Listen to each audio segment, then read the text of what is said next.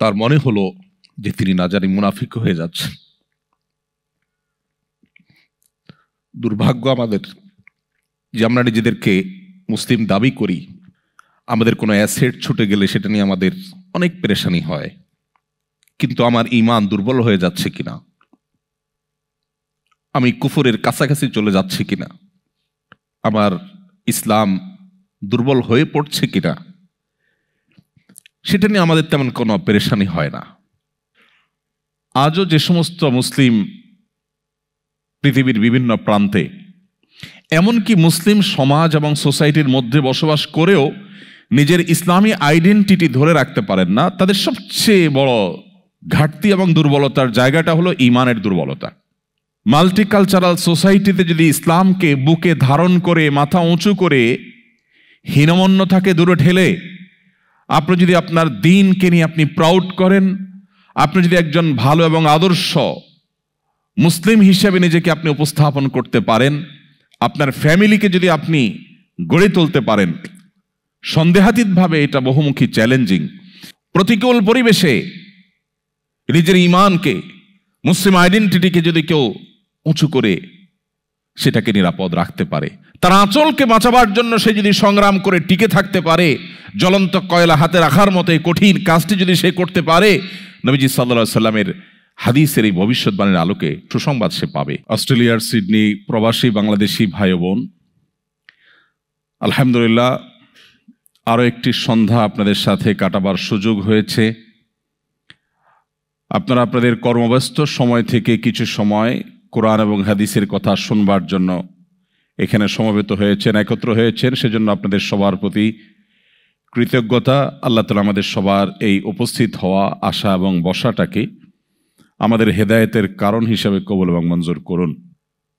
Practising Islam in multicultural society, যেটি আমাদের প্রত্যেকের জন্য, বিশেষ করে এখানে যারা আমরা উপস্থিত আছি, পৃথিবীর এমন কোনো প্রান্তে মানুষ বসবাস করছেন যেখানে বিভিন্ন ভাষা, বিভিন্ন ধর্ম, বিভিন্ন চিন্তা, বিভিন্ন দর্শন এবং বিভিন্ন ন্যাশনালিটির মানুষজন বসবাস করে। সেই রকম পরিবেশে একজন মুসলিমের ইসলাম কিভাবে সেফ থাকবে, নিরাপদ থাকবে, তার পথ ও পন্থা কি হবে, তার রোড ম্যাপ কি হবে, আমরা সে সম্পর্কে কোরআন এবং হাদিসের আলোকে 7টি পয়েন্ট আপনাদের সঙ্গে আজ শেয়ার করব ইনশাআল্লাহ।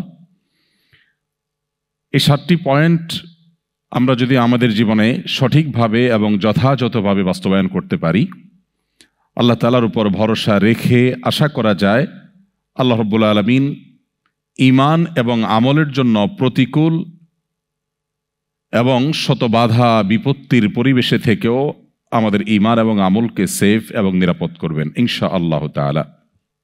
এই পুরো সৃষ্টি জগতের সবকিছুই আল্লাহ তাআলার সৃষ্টি। আল্লাহ ছাড়া নভমণ্ডল এবং ভূমণ্ডলের প্রতিটি ইঞ্চি জায়গা, প্রতিটি সৃষ্টি আল্লাহ রাব্বুল আলামিন নিজে সৃষ্টি করেছেন। এগুলোর সৃষ্টিকর্তা আল্লাহ তাআলা, পালনকর্তা আল্লাহ তাআলা। অতএব একজন মুসলিম, তার জন্য মৌলিকভাবে পৃথিবীতে এমন কোনো প্রান্ত নেই বা সৃষ্টি জগতের এমন কোনো প্রান্ত নেই যেখানে গমন করা, যেখানে যাওয়া কোরআন কিংবা হাদিসে মৌলিকভাবে নিষেধ, এমন কোনো জায়গা নেই। তার মানে একজন মুসলিম পৃথিবীর যে কোনো প্রান্তে, এমনকি পৃথিবী ছাড়িয়ে যদি মহাকাশে যায়, পৃথিবীর বাইরেও মানুষ যায়, কোরআন এবং হাদিসের কোথাও সে ব্যাপারে কোনো প্রকার মৌলিকভাবে নিষেধাজ্ঞা দেওয়া হয়নি। বরং আল্লাহ রাব্বুল আলামিন কোরআনে হাকিমের মধ্যে আমাদেরকে নির্দেশনা দিয়েছেন, যদি কোনো জায়গায় তোমার ঈমানের জন্য তুমি নিরাপদ পরিবেশ অনুভব না করো, তাহলে সেক্ষেত্রে তুমি পৃথিবীর যেখানে তোমার জন্য ঈমান আমলের প্র্যাকটিস করা সহজ হয় সেখানে তুমি সফর করবে। আল্লাহ তাআলা বলেছেন, কিয়ামতের দিন কিছু মানুষ আল্লাহর কাছে অভিযোগ করবে, করে বলবে, আল্লাহ, আমরা তোমার দ্বীনের উপর অবিচল থাকা, টিকে থাকার এই কষ্টসাধ্য কাজটি করতে আমাদের অসুবিধা হয়েছিল। সেদিন তাদেরকে বলা হবে, আলাম তাকুন আরদুল্লাহি ওয়াসিআ, আল্লাহর এই জমিন, এই সৃষ্টি জগৎ কি বিশাল ছিল না? তুমি কি চাইলে ফাতুহাজিরু ফিহা, সেখানে হিজরত করে যেতে পারতে না? তো এই আয়াত থেকে পরিষ্কারভাবে বোঝা যায় মুসলিম গোটা পৃথিবীর যে কোনো প্রান্তেই যেতে পারে, যে কোনো প্রান্তেই তার কাজ থাকতে পারে, সেটা শিক্ষার জন্য, সেটা গবেষণার জন্য, সেটা রিসার্চের জন্য, এমনকি সেটা বসবাসের জন্য হতে পারে। কিন্তু ইমানদারের কাছে সবচেয়ে ইম্পর্টেন্ট বিষয় হলো যে তার ঈমান এবং তার আমল নিরাপদে রাখতে পারছে কিনা। কারণ দৃষ্টি যদি শুধু মৃত্যু পর্যন্ত হতো, যেমন যাদের ইসলামের দৌলত নসিব হয়নি, ঈমান যাদের সৌভাগ্যে আসেনি, তাদের কাছে যেমন মৃত্যুটাই সবকিছুর সমাপ্তি, তাদের মতো যদি ঈমানদারের বিশ্বাস হতো, তাহলে একজন ঈমানদার তিনি তার ঈমান নিয়ে এতটা না ভাবলেও চলতো। যেহেতু ঈমানদারের দৃষ্টি আরো গভীরে, আরো দূরে, যাদের ঈমান নেই তারা যতটুকু দেখে, ঈমানদার তার চাইতে আরো অনেক দূরে দেখে। আল্লাহ তাআলা ঈমানদারকে সে দূরবর্তী ভিশন দিয়ে সৃষ্টি করেছেন। মৃত্যু পরবর্তী অনন্তকালের যে যাত্রা, সেই যাত্রাকে আজকের যুগের বহু গবেষণা, বহু জ্ঞান গবেষণা, কিভাবে একটা মানুষ মাটির সাথে মিশে একাকার হয়ে যাওয়ার পরও তার মূল উপাদান ঠিকই থাকে এবং সেখান থেকে আবার তার পুনরায় সৃষ্টি করা সম্ভব, সেটি আজ বিভিন্ন গবেষণা দ্বারায় ইতোমধ্যে বোঝাটাকে সহজ করে দেওয়া হয়েছে। কোরআনে কারীমের পাতায় পাতায়, পৃষ্ঠায় পৃষ্ঠায় আল্লাহ রাব্বুল আলামিন আমাদেরকে এই বাস্তবতা, ঈমানের এই গুরুত্বপূর্ণ পাঠ, জীবনের আসল অধ্যায় মৃত্যু পরবর্তী অনন্তকাল সম্পর্কে আল্লাহ তাআলা তার বাস্তবতাকে তুলে ধরেছেন। আল্লাহ কোথাও বলেছেন, যখন তোমরা অস্তিত্বহীন ছিলে, তোমাদের কোনো অস্তিত্ব ছিল না, আল্লাহ তাআলা সেখান থেকে তোমাদেরকে অস্তিত্বশীল করেছেন।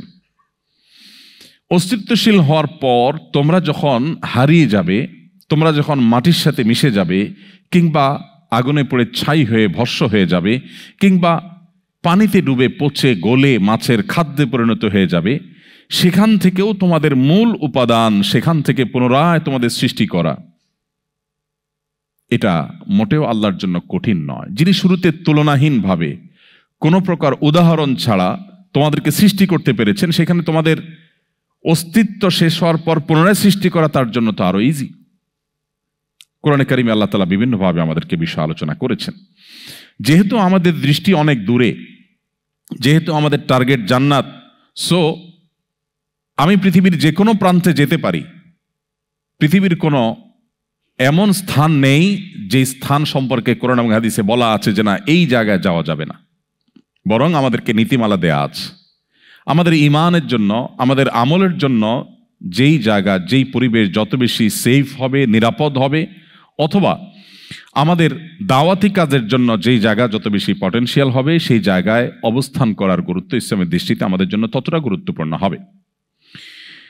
এখন বিষয় হলো, আমরা যারা ইতোমধ্যে এমন একটি পরিবেশে বসবাস করছি, যেই পরিবেশে বিভিন্ন কালচারের, বিভিন্ন ধর্মের, বিভিন্ন দৃষ্টিভঙ্গির, বিভিন্ন বিশ্বাসের মানুষ বসবাস করে, তাদের মধ্যে আমরা বসবাস করতে গিয়ে আমাদের ঈমানকে কিভাবে আমরা নিরাপদে রাখবো, কিভাবে আমরা প্র্যাকটিসিং মুসলিম হব, তার জন্য সর্বপ্রথম এবং প্রধান করণীয় হলো আমাদের ঈমানটাকে শক্তিশালী করা। ঈমানটাকে শক্তিশালী করার মধ্য দিয়ে আমরা এই ধরনের প্রতিকূল পরিবেশের মধ্যেও নিজেদেরকে রক্ষা করতে পারব। সাহাবা ইকরাম রিদওয়ানুল্লাহি তাআলা আলাইহিম আজমাইন, তারা কিন্তু প্রতিকূল পরিবেশেই আল্লাহর সবচেয়ে প্রিয় পাত্রে পরিণত হয়েছিলেন। নবী করিম সাল্লাল্লাহু আলাইহি সাল্লাম যখন ইসলামের দাওয়াত সর্বপ্রথম দেন, যখন সবার আগে একজন নারী খাদিজা রাদিয়াল্লাহু তাআলা আনহা ইসলাম গ্রহণ করেন, তার আগে কোনো পুরুষ ইসলাম গ্রহণ করার সৌভাগ্য অর্জন করেনি। ইসলামের প্রথম ইসলাম গ্রহণকারী মানুষটি কোনো পুরুষ নয়, তিনি একজন নারী ছিলেন। এরপর যখন প্রথম অ্যাডাল্টদের মধ্যে প্রথম ইসলাম গ্রহণ করলেন আবু বকর সিদ্দিক রাদিয়াল্লাহু তাআলা আনহু, যুবকদের মধ্যে সবার আগে ইসলাম গ্রহণ করলেন আলী রাদিয়াল্লাহু তাআলা আনহু। এভাবে ধীরে ধীরে যখন ইসলাম প্রসারিত হতে লাগলো, তখনকার মক্কার পরিবেশটা তখনকার মুসলমানদের জন্য অনুকূল ছিল না প্রতিকূল? প্রতিকূল, সন্দেহাতীতভাবে প্রতিকূল ছিল। কারণ ইসলাম গ্রহণ করার পরই তাদের উপরে নির্যাতনের, জুলুমের স্টিম রোলার নেমে আসত। প্রশ্ন হলো, সেই পরিবেশে বেলাল, আম্মার, সোহেব রিদওয়ানুল্লাহ তাআলা আজমাইন, সুমাইয়া রাদিয়াল্লাহু তাআলা আনহা, এই সমস্ত মানুষগুলোর উপরে নির্যাতনের হেন কোনো উপায় নেই যেটা অ্যাপ্লাই করা হয়নি। শুধু বেলাল রাদিয়াল্লাহু তাআলা আনহুকে ইসলাম থেকে বের করবার জন্য তাকে যে পরিমাণ প্রহার করা হতো, প্রতিটা হাদিসের কিতাবের পাতায় পাতায় তার অত্যাচারের ইতিহাস, সিরাতের গ্রন্থের পাতায় পাতায় পৃষ্ঠা পৃষ্ঠা উঠে এসছে, যে তাকে মারতে মারতে সেন্সলেস করে ফেলা হতো। এবং মক্কার যে উত্তাপ তখন ছিল, সে উত্তপ্ত রোদের মধ্যে যে পাথর আগুনের মতো উত্তপ্ত হয়ে গেছে ভর দুপুরে, তাকে সে পাথরের উপরে শুইয়ে তার বুকের উপর আরেকটি আগুনের মতো গরম পাথর চাপা দিয়ে রাখা হতো।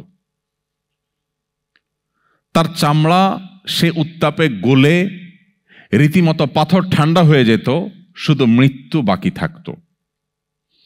ঠিক সেই সময়ও তিনি বলতেন আহাদ আহাদ, অর্থাৎ তোমরা যে আমাকে আল্লাহর একত্ববাদ থেকে দূরে সরাবার চেষ্টা করছো, এই পরিস্থিতিতেও আমি স্বীকারোক্তি দিচ্ছি আল্লাহ এক, অদ্বিতীয়, তার কোনো শরীক নেই।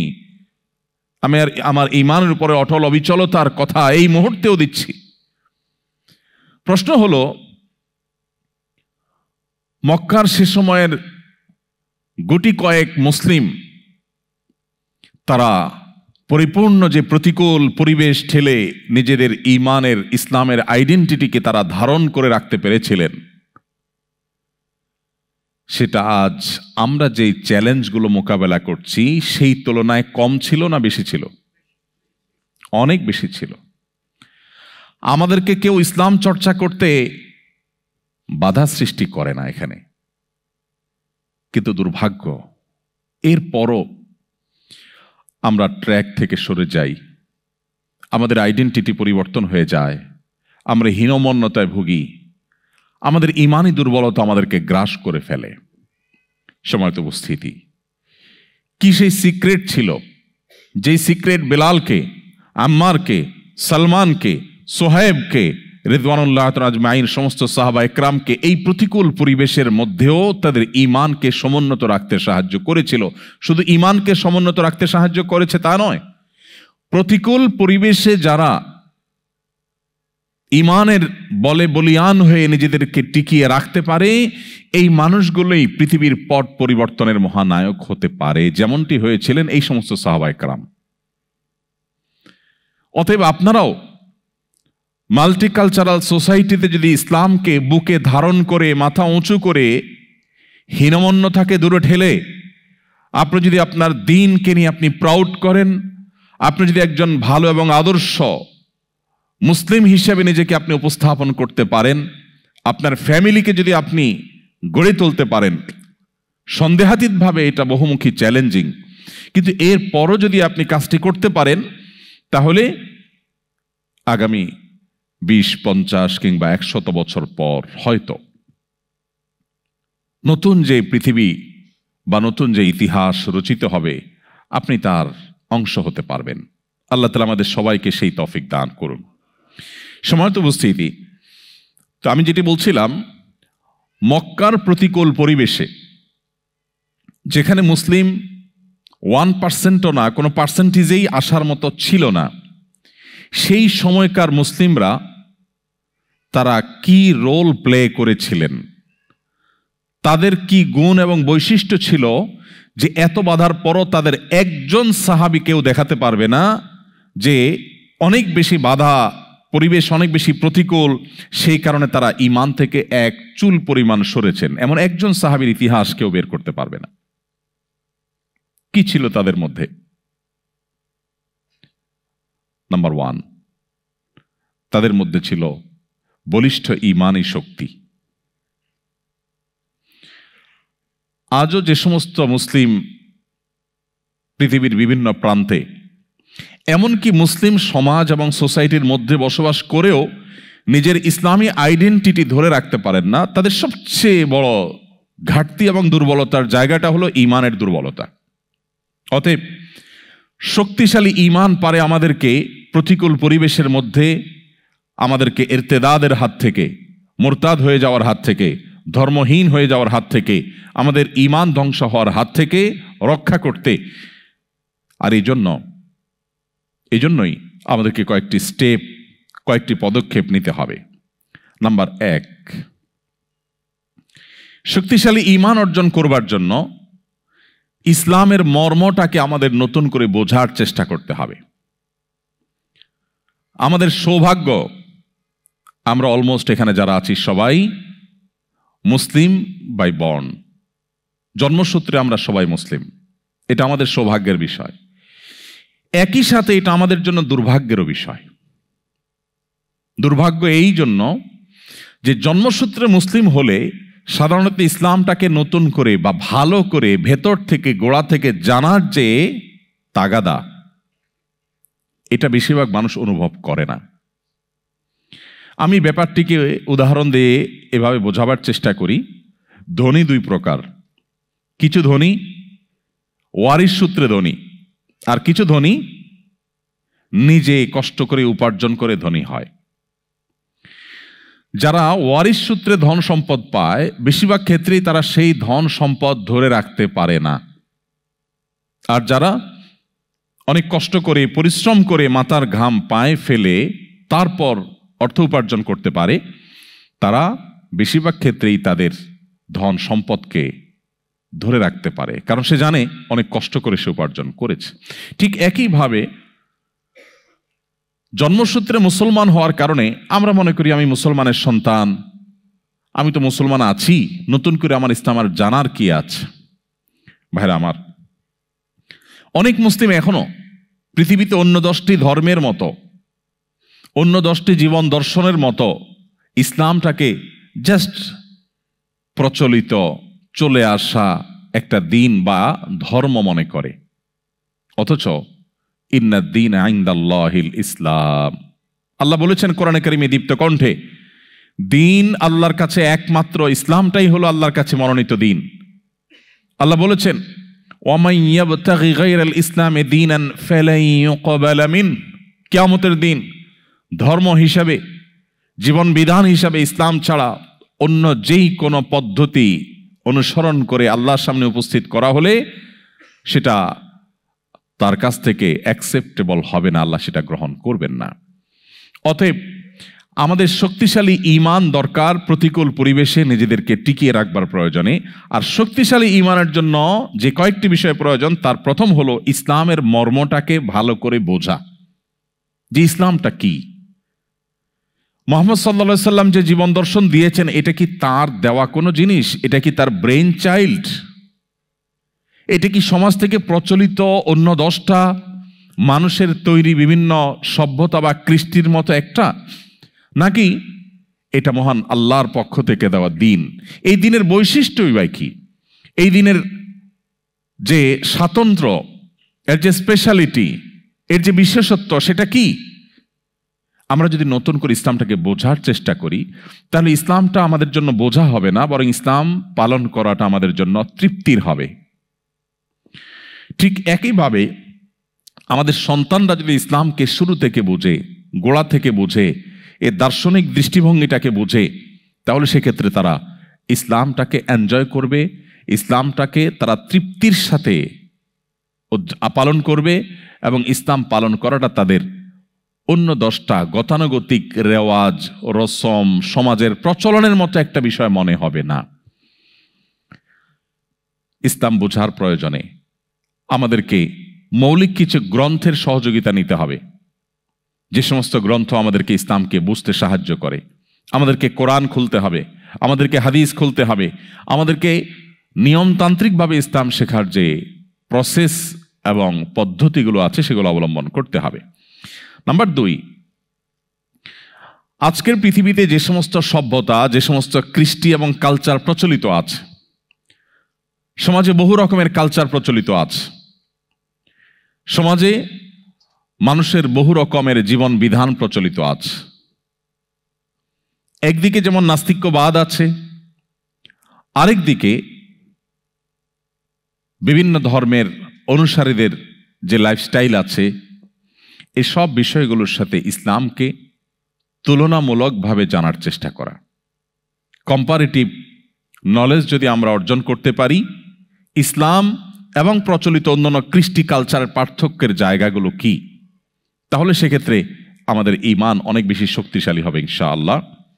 এবং এটার জন্য বহু বই পুস্তক আছে, বহু গবেষণা আছে, বহু আর্টিকেল আছে, বহু লেকচার আছে, সেগুলো আমাদের জন্য সহায়ক হতে পারে। আজ থেকে বহু বছর আগে থেকে প্রয়াত ডক্টর আহমদ দিদাত রাহিমাহুল্লাহ তিনি যে কাজ শুরু করেছিলেন, এবং তারও আগে ভারতবর্ষের আরো কয়েকজন বড় বড় মনীষী, এজহারুল হক গ্রন্থের রচয়িতা, তিনি যে মহাগ্রন্থ লিখেছেন, বিশেষ করে যখন মানুষের মনের মধ্যে ঈমান দুর্বল হয়ে যাচ্ছিল, সেরকম একটা সময়ে মানুষকে প্রতিকূল পরিবেশ থেকে বাঁচাবার জন্য যে সংগ্রাম তারা করেছিলেন, তাদের মধ্যে আরেকজন মনীষী কথা বলতে পারি, তুরস্কের, যার নাম হলো বদিউজ্জামান সাইদ নুরসি রাহিমাহুল্লাহ। আপনি বদিউজ্জামান সাইদ নুরসি রাহিমাহুল্লাহর জীবনী যদি আপনি অধ্যয়ন করেন, আপনি অবাক হবেন। কামাল আতাতুর্কের সময় একটি মুসলিম সমাজকে, মুসলিম দেশকে পরিপূর্ণভাবে যখন ধ্বংস করে শেষ করে দেওয়া হয়, মুসলিম আইডেন্টিটির শেষ নিশানাটুকু যখন বুটের নিচে পিষ্ট করে দেওয়া হয়, একটা সমাজের খাঁজে ভাঁজে থাকা ইসলামের কণাগুলোকে ধুয়ে মুছে যখন পরিষ্কার করে দেওয়া হয়, আল্লাহর নাম উচ্চারণ করবার মতো কোনো মানুষ যখন ছিল না, এরকম একটা পরিবেশ অনেকটা করে ফেলতে যখন তারা সক্ষম হয়েছিল, তিনি জেলে থেকে কোরআনের নতুন আঙ্গিকে তাফসির শুরু করলেন এবং তরুণদেরকে, জেনারেল শিক্ষিত তরুণদেরকে, বিজ্ঞান মনস্ক তরুণদেরকে বিজ্ঞানে উন্নতি অগ্রগতির পাশাপাশি তাদের ঈমান এবং ইসলামের যে আইডেন্টিটি, সেটার উপরে তাদেরকে আবারও দারুণভাবে তাদের মনোবলকে চাঙ্গা করছিল, তাদের ঈমানকে শক্তিশালী করছিল। তার সে ঐতিহাসিক মহাগ্রন্থকে রাসায়েলুন নূর বলা হয়। আজকে যে সেখানে ইসলামের পক্ষে কথা বলার মতো মানুষ ধীরে ধীরে বাড়ছে, আবারও তারা যে কামব্যাক করেছে, এটার পেছনে বদিউজ্জামান সাইদ নুরসি রাহিমাহুল্লাহর অবদান নিয়ে বহু গবেষণা পৃথিবীতে হয়েছে, হচ্ছে, হয়তো আরো সামনে হবে।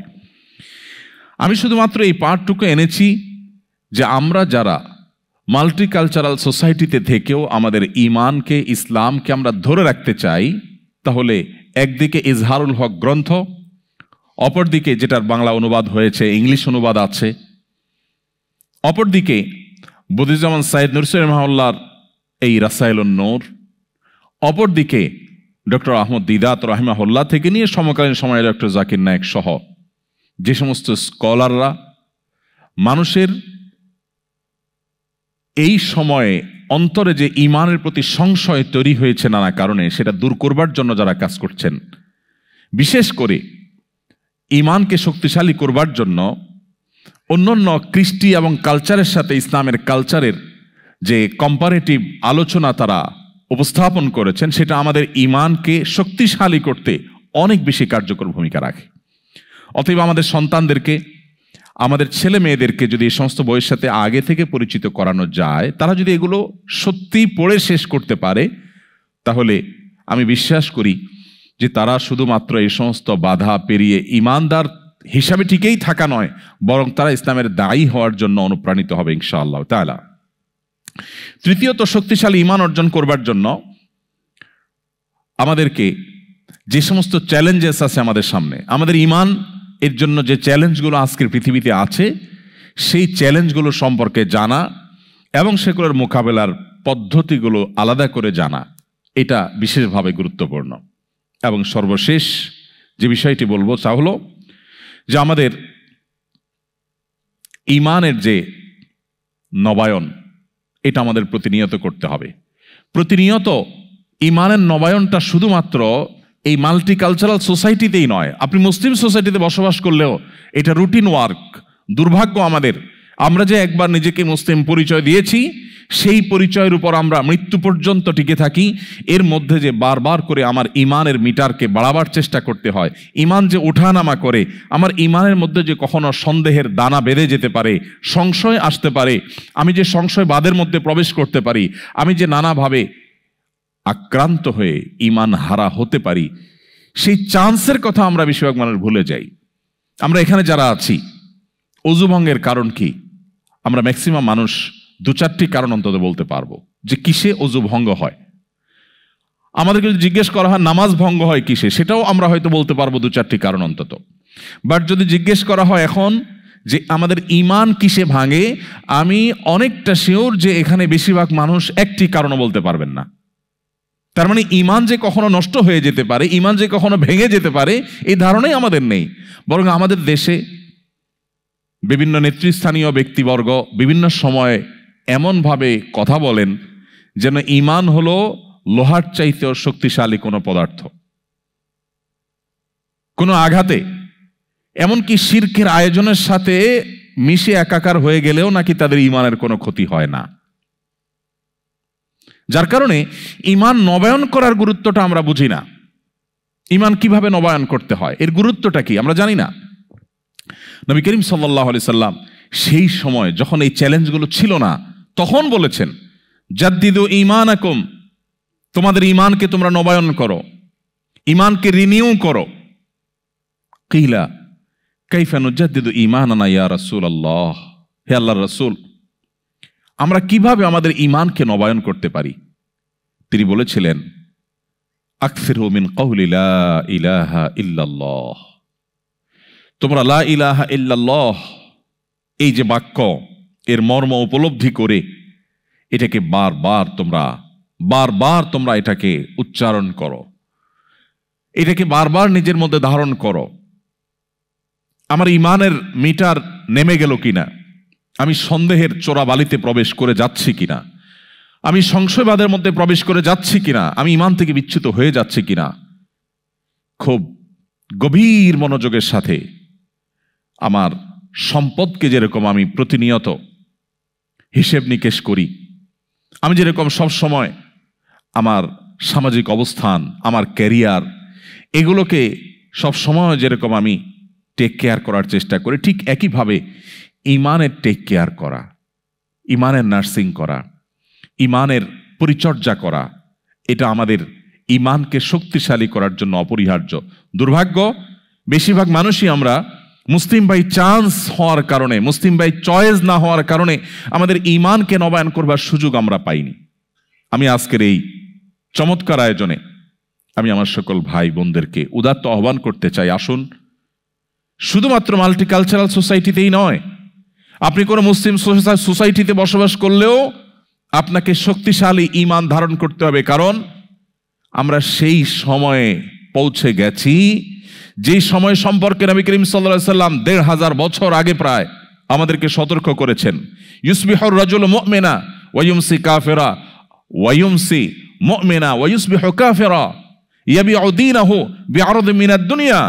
নবীজি বলেছেন এমন একটা সময় আসবে মানুষ সকালে ঈমানদার থাকবে, মুসলমানের খাতায় নাম থাকবে, কিন্তু দিনের মধ্যে এমন কিছু সে দেখেছে, এমন কিছু তার ব্রেইনে ঢুকেছে, এমন কিছু তাকে বাই প্ল্যান দেখানো হয়েছে যে তার ঈমানের আইডেন্টিটি থেকে সে সরে গেছে, সন্ধ্যায় সে বেঈমান হয়ে গেছে।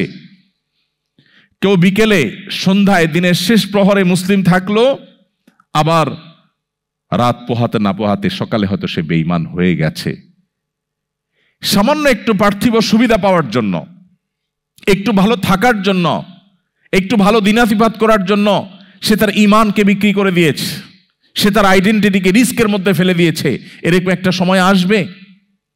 নবীজি বলেছিলেন বাদিরু বিল আমালি ফিতানা কাকিতা'আল লাইলিল মুজলিম, তোমরা সেই সময় আসার আগে নেক আমলের প্রতি ধাবিত হও, অগ্রসর হও, কম্পিটিশনে অবতীর্ণ হও, যখন ফিতনা পৃথিবীতে এমনভাবে ছেয়ে যাবে, অন্ধকার যেরকম রাত হলে গোটা পৃথিবীকে ছেয়ে ফেলে। যখন রাত হয়ে যায় তখন অন্ধকার ঘরের বাইরে থাকে, বা ঘরের ভিতরে অন্ধকার থাকে আর বাহিরে আলো থাকে এমন নয়। ভেতরে বাহিরে প্রতিটা জায়গাকে অন্ধকার ছেয়ে ফেলে। রাত হলে যেরকম অন্ধকার সবকিছুকে ছেয়ে ফেলে, ফিতনা গোটা পৃথিবীকে ছেয়ে ফেলবে। মুসলিমের ঘরেও প্রবেশ করবে, অমুসলিমের ঘরেও প্রবেশ করবে। মুসলিম সোসাইটিতেও ফিতনা ঝেঁকে বসবে, মাল্টিকালচারাল সোসাইটিতেও ফিতনা ঝেঁকে বসবে। বাসার অভ্যন্তরেও ফিতনা প্রবেশ করবে, শিক্ষা প্রতিষ্ঠানেও ফিতনা প্রবেশ করবে। ভাইরা আমার, নবীজি সাল্লাল্লাহু আলাইহি সাল্লাম আমাদের বড় আপন ছিলেন। যুগ যুগ আল্লাহ তাআলা পৃথিবীর শুরু থেকে আজও পর্যন্ত নবী রাসূলদেরকে পাঠিয়েছেন মানুষের হেদায়েতের জন্য, মানুষকে গুমরাহি থেকে রক্ষা করবার জন্য। আমাদের নবীজি বলেছেন, কোন আগুন জ্বালাবার পর পতঙ্গ বা পোকা এসে যেরকম আগুন উপরে ঝাঁপ দিয়ে পড়ে এবং আত্মাহুতি দেয়, তোমরা সেরকম জাহান্নামে প্রবেশ করবার জন্য দলে দলে ছুটে বেড়াও, কখনো অর্থ উপার্জনের নামে, কখনো হায়ার এডুকেশনের নামে, কখনো তোমার সামাজিক অবস্থানের নামে, কখনো তোমার ক্যারিয়ারকে ডেভেলপ করবার নামে। এক এক সময় এক এক নামে তুমি জাহান্নামের দিকে যখন ধাবিত হতে থাকো, তুমি জানো না কোন দিকে যাচ্ছ। তুমি ছুটে চলেছ তোমার জাহান্নামমুখী সে যাত্রা এবং ছুটে চলাকে থামাবার জন্য।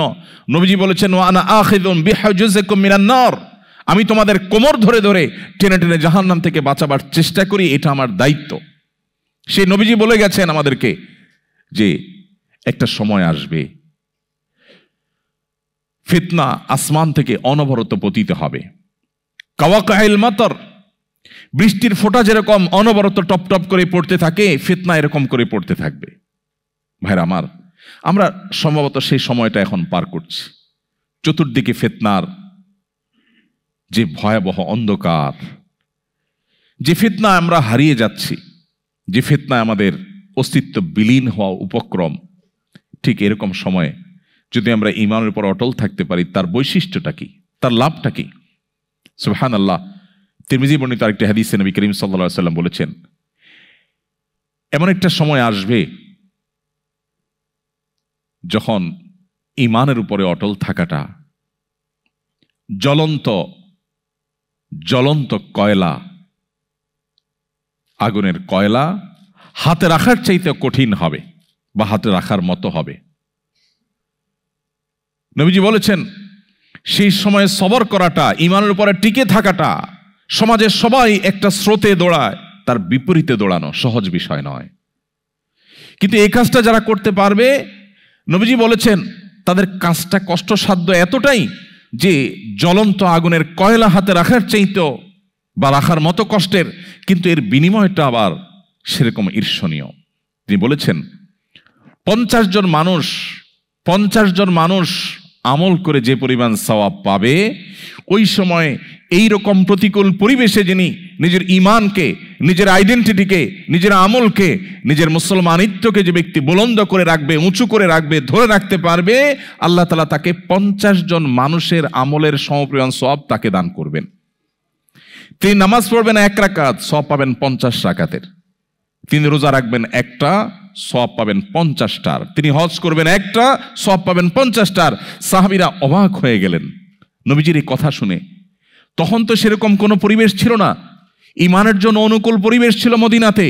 নবী করিম সাল্লাল্লাহু আলাইহি ওয়াসাল্লাম এই কথা শুনে তারা জিজ্ঞাসা করলেন, হে আল্লাহর রাসূল, আপনি যে বলছেন তখনকার মানুষেরা প্রতিকূল পরিবেশে ঈমানের উপরে টিকে থাকতে পারলে একজনে 50 জনের সওয়াব পাবে, সেই 50 জন কি আমাদের 50 জন নাকি তাদের সময়ের 50 জন? নবীজি তখন বলেছেন, আরে না, তাদের সময়ের না, তোমাদের মতো 50 জনের সওয়াব তারা পাবে। আল্লাহু আকবার। সাহাবায়ে কেরামের যে মর্যাদা, সেটা নতুন করে বলার অপেক্ষা রাখে না। কিন্তু প্রতিকূল পরিবেশে নিজের ঈমানকে, মুসলিম আইডেন্টিটিকে যদি কেউ উঁচু করে সেটাকে নিরাপদ রাখতে পারে, তার আঁচলকে বাঁচাবার জন্য সে যদি সংগ্রাম করে টিকে থাকতে পারে, জ্বলন্ত কয়লা হাতে রাখার মতো এই কঠিন কাজটি যদি সে করতে পারে, নবীজি সাল্লাল্লাহু আলাইহি সাল্লামের হাদিসের এই ভবিষ্যৎবাণীর আলোকে এই সুসংবাদ সে পাবে। আল্লাহ তাআলা আমাদের সবাইকে শক্তিশালী ঈমানের অধিকারী হওয়ার মধ্য দিয়ে এই প্রতিকূল পরিবেশে আমাদের ঈমানকে, আমাদের আইডেন্টিটিকে, আমাদের ইসলামকে আল্লাহ তাআলা সেফ এবং নিরাপদ রাখার তৌফিক দান করুন। সময়ত ভাইরা, এই জন্য আমাদেরকে ঈমান নবায়ন করতে হবে। এই যে আমরা আজকে এখানে এসেছি, এটা আমাদের পার্ট অফ ঈমান নবায়ন। এটা আমাদের ঈমান রিনিউ করার একটা পার্ট। আমরা ঈমান নিয়ে আলোচনা করছি। সাহাবা ইকরাম রিদওয়ানুল্লাহি তাআলা আজমাইন তারা বলতেন, ইজলিস বিনা নুমিনু সাহাতান, আসো একটু বসো, একটু ঈমান নিয়ে কথা বলি। আজ আমরা কত গল্প, কত আড্ডা দিই, কত মজলিস আমাদের হয়, কিন্তু আমরা ঈমান নিয়ে কথা বলি না। ভাইরা আমার, আপনারা নিশ্চয়ই হাদিসটি শুনেছেন যে হানজালা রাদিয়াল্লাহু তাআলা আনহু তিনি যখন হঠাৎ করে দেখতে পেলেন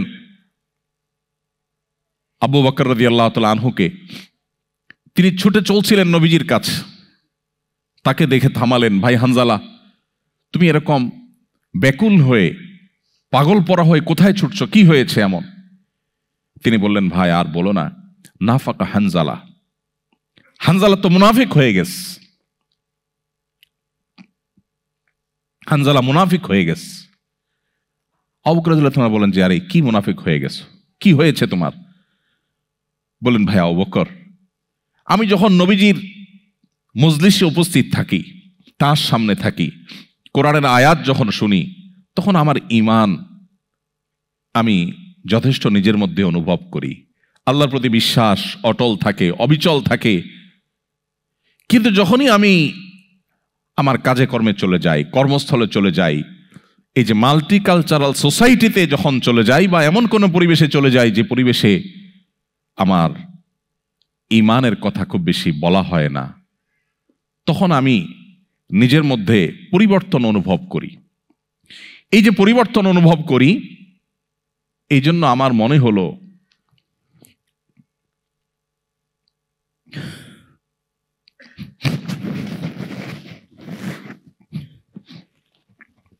তার মনে হলো যে তিনি না জানি মুনাফিক হয়ে যাচ্ছেন। দুর্ভাগ্য আমাদের যে আমরা নিজেদেরকে মুসলিম দাবি করি, আমাদের কোনো অ্যাসেট ছুটে গেলে সেটা নিয়ে আমাদের অনেক পেরেশানি হয়। দেশে হয়তো আমার কোনো অ্যাসেট আছে, সেটা কেউ দখল করে ফেলছে, এটা নিয়ে আমাদের অনেক পেরেশানি হয়, হওয়াটা স্বাভাবিক। কিন্তু আমার ঈমান দুর্বল হয়ে যাচ্ছে কিনা, আমি কুফরের কাছাকাছি চলে যাচ্ছি কিনা, আমার ইসলাম দুর্বল হয়ে পড়ছে কিনা, সেটা নিয়ে আমাদের তেমন কোনো পেরেশানি হয় না, সেটা নিয়ে আমাদের কোনো চিন্তা হয় না। মুহাম্মদ সাল্লাল্লাহু আলাইহি সাল্লাম যখন উপস্থিত ছিলেন, মদিনার ইসলামী রাষ্ট্র, সমাজ, সোসাইটি যখন ছিল, সেরকম একটা দারুণ সোনালী সময় যখন ছিল, তার ভেতরে অবস্থান করে যদি হানজালা নিজের ঈমান নিয়ে চিন্তিত হতে পারে, তাহলে আপনি আমি কিভাবে মাল্টিকালচারাল সোসাইটিতে বসবাস করে আমাদের ঈমান নিয়ে নিশ্চিন্ত হয়ে বসে থাকতে পারি? প্রিয় ভাইরা, ঈমানকে সেভ করার জন্য, ঈমান নিয়ে আপনার ব্যাকুলতা, আপনার বিচলিত হওয়া, ঈমান নিয়ে আপনার পেরেশানি, ঈমান নিয়ে আপনার ভাবনা, এটাই আপনাকে সেভ করার জন্য সবচেয়ে বড় সহযোগিতা করবে ইনশাআল্লাহ। এই জন্য আমাদেরকে ঈমান নবায়ন করতে হবে। এখানে আমরা এসেছি ঈমান নবায়নের জন্য। আমরা ঈমানের কথা বলবো, ঈমানের কথা শুনবো, ঈমানের আলোচনা করব, ঈমানের পর্যালোচনা করব। এই বিষয়গুলো আমাদেরকে ঈমান নবায়ন করতে সাহায্য করবে ইনশাআল্লাহ। তাহলে প্রথম পয়েন্ট আমি শেষ করলাম 7টি পয়েন্টের। মাল্টিকালচারাল সোসাইটিতে ইসলাম প্র্যাকটিস করবার জন্য প্রথম যে বিষয়টি প্রয়োজন, সেটি হলো শক্তিশালী ঈমান। আল্লাহ রাব্বুল আলামিন সেই শক্তিশালী ঈমান আমাদের সবার বক্ষে ধারণ করার তৌফিক দান করুন। নাম্বার 2, দ্বিতীয়ত যে বিষয়টি প্রয়োজন তা হলো দ্বীনের বেসিক বিষয়গুলোর জ্ঞান। একজন মুসলিম হিসাবে এটি আমাদের অর্জন করা অপরিহার্য। আমি যেটি একটু আগে বলছিলাম যে আমরা অনেকেই শুধুমাত্র মুসলিম ঘরে জন্মগ্রহণ করেছি, মুসলিম ফ্যামিলিতে বেড়ে উঠেছি, এই কারণে নিজেদেরকে মনে করি যে আমি মুসলমান হিসাবে আমার যতটুকু জানা দরকার সম্ভবত আমার কাছে সাফিসিয়েন্ট নলেজ এবং ইলম আছে, অথচ আমি নিয়মতান্ত্রিকভাবে ইসলামটা শেখার চেষ্টা করিনি। আপনারা সবাই জানেন, উন্নত দেশে আপনারা বসবাস করেন, একজন মানুষ যদি ঝাড়ুদারের কাজ করতে হয়, ক্লিনারের প্রফেশনে যদি কেউ কাজ করতে হয়, তাকেও ট্রেনিং নিতে হয়, তাকেও নিয়মতান্ত্রিক সেটার জন্য শেখা, প্রশিক্ষণ নেওয়ার কাজগুলো আঞ্জাম দিতে হয়, তারপরে সে তার কাজটাকে প্রপারলি করতে পারে। অথচ ইসলামটা আমাদের শেখার কোনো প্রয়োজন আমরা অনুভব করি না। আমরা কয়জন নিয়মতান্ত্রিকভাবে ইসলামের বেসিক বিষয়গুলোকে শেখার চেষ্টা করেছি? এখন ইসলাম শেখার জন্য একেবারে গোড়া থেকে বেসিক বিষয়গুলো শেখার জন্য বহু অপশন এখন দুনিয়াতে আছে। ডক্টর বেলাল ফিলিপসের অনলাইন ইসলামী বিশ্ববিদ্যালয় যেমন আছে, এখন সেটা জেনারেল বিশ্ববিদ্যালয়ে পরিণত হয়েছে, নাম পরিবর্তন হয়ে অনলাইনে। এবং সেটার বাইরে আমাদের দেশে অনেকগুলো প্ল্যাটফর্ম হয়েছে, যে প্ল্যাটফর্মগুলোতে আমরা চাইলে আমাদের দিনকে নতুন করে আমরা জানতে পারি, শিখতে পারি। সো মাল্টিকালচারাল সোসাইটিতে ইসলামকে প্র্যাকটিস করার জন্য, ইমানকে রক্ষা করবার জন্য আমাদের দ্বিতীয় যে জিনিসটি প্রয়োজন সেটা হলো দ্বীনের একান্ত জরুরি যে বিষয়গুলো আছে সেগুলো খুব ভালো করে জানা। আমাদের মধ্যে যখন ইসলামিক নলেজের কোনো গ্যাপ থাকবে, সেই গ্যাপের মধ্য দিয়ে সংশয়ে ঢুকে পড়বে, সন্দেহ ঢুকে পড়বে, ইরতেদাদের ফিতনা ঢুকে পড়বে, ইমান হারা হওয়ার কুফুরের ফিতনা ঢুকে পড়বে, আমাদের নিজের অজান্তে নিজের মধ্যে সন্দেহের দানা তৈরি হবে। প্রিয় ভাইরা, এই জন্য আমাদেরকে দ্বীনের বেসিক ইলম অর্জন করতে হবে। এই ধরনের প্রোগ্রাম, এই ধরনের আয়োজন, এটা দ্বীনের বেসিক ইলম অর্জন করার কোনো উপায় নয়। এগুলো থেকে হয়তো আমরা মোটিভেশন নিতে পারি, কিন্তু দ্বীনের বেসিক ইলম অর্জন করার জন্য নিয়মতান্ত্রিক আপনাকে এখানে কোনো মসজিদে নিয়মতান্ত্রিক কোনো সেখানের কোনো ক্লাস ভিত্তিক পদ্ধতি, অনলাইনে অফলাইনে কোনো বই ভিত্তিক প্রচেষ্টা আপনার থাকতে হবে। আমি একটি বইয়ের কাজ অনেক আগে থেকে শুরু করেছি, যে একজন মুসলিম ইসলামের বেসিক বিষয়গুলো শেখার জন্য তাকে যা জানতে হবে, যা না জানলে নয়, সেগুলোকে আমরা হয়তো 250 থেকে 300 পৃষ্ঠার একটা পেজের একটা বই হবে। এই বইয়ের কাজ আমরা শুরু করেছি, আশা করছি নভেম্বর ডিসেম্বরের মধ্যে সেটা আমরা হাতে দিতে পারবো মানুষের। এটা হয়ে গেলে আমরা হয়তো কিছু কাজ, যেটা আমরা ভাবছি যে বেসিক ইসলাম মানুষের শেখা দরকার, বোঝা দরকার, একেবারে ইমান থেকে নিয়ে জানাজা পর্যন্ত, সেটা হয়তো আমরা কিছুটা দেওয়ার চেষ্টা করব। এর বাইরে আরো বহু বই হয়তো বাজারে আছেই ইতোমধ্যে, সেগুলো আমাদেরকে পড়ে দ্বীনের বেসিক ইলম অর্জন করতে হবে। বেসিক ইলম অর্জন না করার ফলে দেখা গেল যে একটা সংশয় আমার মধ্যে তৈরি হয়, আমি এটার উত্তর জানি না, তো সেটার উত্তর জানা দরকার। বেসিক ইলম অর্জন করার জন্য একটা সহজ রোড ম্যাপ আপনাদেরকে আমি দেই, সেটা হলো প্লিজ একটি বারের জন্য একটি কোরআনে কারিমের অনুবাদ গ্রন্থ, ইংলিশে বাংলায় যেটা আপনার জন্য সহজ হয়, আপনি একটা কোরআনে কারিমের ট্রান্সলেট কপি আপনার কাছে রেখে, অথবা আজকাল মোবাইলে ডাউনলোড করে বা বিভিন্ন ডিভাইসে ডাউনলোড করে আপনি প্রতিদিন আধা পৃষ্ঠা করে 2-4-5 লাইন করে পড়ে পুরো কোরআনটাকে আপনি শেষ করেন। আমি আপনাকে আল্লাহর উপর ভরসা রেখে এই নিশ্চয়তা দিতে পারি যে আপনি আপনার ইমানকে সেভ করার জন্য সবচেয়ে সহজ উপায় হলো ইসলামের বেসিক ইলম অর্জন করার জন্য কোরআনে কারিম শুরু থেকে শেষ পর্যন্ত বুঝে পড়া। আপনি অলৌকিকভাবে, অবিশ্বাস্যভাবে নিজেকে সেভ করতে পারবেন। অতএব দ্বিতীয় পয়েন্ট হলো আমাদেরকে ইলমে দ্বীন অর্জন করা, এবং তার একটা স্টেপ হতে পারে কোরআনে কারিম বুঝে পড়া। আপনি নিজে একা বুঝে না পড়তে পারলে আপনার মসজিদের ইমাম সাহেব আছেন, সম্মানিত ওলামা একরাম আছেন, এখানে অনেক দক্ষ ওলামা একরাম আছেন মাশাআল্লাহ, তাদের শরণাপন্ন হতে পারেন, তাদের গাইডলাইন নিয়ে আপনি এটা করতে পারেন। মসজিদগুলো থেকে এই ধরনের উদ্যোগ হতে পারে। বাংলাদেশের ইতিহাসে বিশেষ করে যখন ইংরেজ শাসন আমলে একটা পর্যায়ে এসে কঠিন থেকে কঠিনতর পরিস্থিতি হয়েছিল মুসলমানদের জন্য, হিন্দুরা এবং তখনকার শাসকরা মিলে যে সমস্ত পরিবেশ সৃষ্টি করেছিল, মুসলিমদের মধ্যে কুসংস্কার ঢুকে পড়েছিল, মুসলিমরা নিজেদের আত্মপরিচয় যখন হারিয়ে ফেলছিল, তখন হাজী শরীয়তুল্লাহ রহমতুল্লাহ আলাইহির মতো মানুষেরা মাথা উঁচু করে দাঁড়িয়েছেন এবং পুরো জাতিকে আবার ইউটার্ন করিয়েছেন। কোথাও হাজী শরীয়তুল্লাহ, কোথাও তুরস্কের বদিউজ্জামান সাইদ নুরসি রাহিমাহুল্লাহ, যুগে যুগে যুগ সংস্কারগণ অধঃপতন থেকে মুসলিম জাতিকে রক্ষা করবার জন্য এসেছেন। আল্লাহ তাআলাই যুগ সংস্কারকদেরকে পাঠান। নবী সাল্লাল্লাহু আলাইহি ওয়াসাল্লাম হাদিসে বলে গেছেন, প্রতি 100 বছরের মধ্যে একজন করে সংস্কারক আছে, যেই সংস্কারকের কাজ হয় অধঃপতিত মুসলিম জাতিকে আবার উদ্ধার করবার চেষ্টা করা। অতএব সেই প্রচেষ্টার অংশ হিসেবেই দিনের বেসিক বিষয়ের ইলম যখন আমরা অর্জন করব, ইনশাআল্লাহ ইলম আমাদেরকে, কোরআন হাদিসের ইলম আমাদেরকে সেভ করবে মাল্টিকালচারাল সোসাইটিতে আমাদের ঈমান এবং আমলের জন্য যে থ্রেডগুলো আছে সেগুলো থেকে। নাম্বার 3, 5 ওয়াক্ত নামাজকে সর্বোচ্চ গুরুত্বের সাথে আদায় করা। নামাজের যে পাওয়ার, নামাজের যে শক্তির জায়গাটা, এটা আমরা অনেকেই অনুভব করি না। আমরা মনে করি নামাজটা জাস্ট আল্লাহ অর্ডার করেছেন তাই আমাকে পালন করতে হয়। নামাজের যে একটা স্পিরিচুয়াল, আধ্যাত্মিক বিশাল বড় পাওয়ারের জায়গা আছে, এটা আমরা অনেকে অনুভব করি না। এই জন্য ঈমানের পর ইসলামের সবচেয়ে বড়, সবচেয়ে গুরুত্বপূর্ণ বিধানের নাম হলো 5 ওয়াক্ত নামাজ। ঈমানের পর 5 ওয়াক্ত নামাজের চাইতে গুরুত্বপূর্ণ বা ইম্পর্টেন্ট কোনো বিধান ইসলামে আর নেই। বিষয়টা এত গুরুত্বপূর্ণ যে কোরআনে কারিমে সলাতুল খৌফ সম্পর্কিত একটা ধারণা দেওয়া হয়েছে, বিধান দেওয়া হয়েছে। আপনারা অনেকেই তেলাওয়াত করেন, অনেকে জানেন।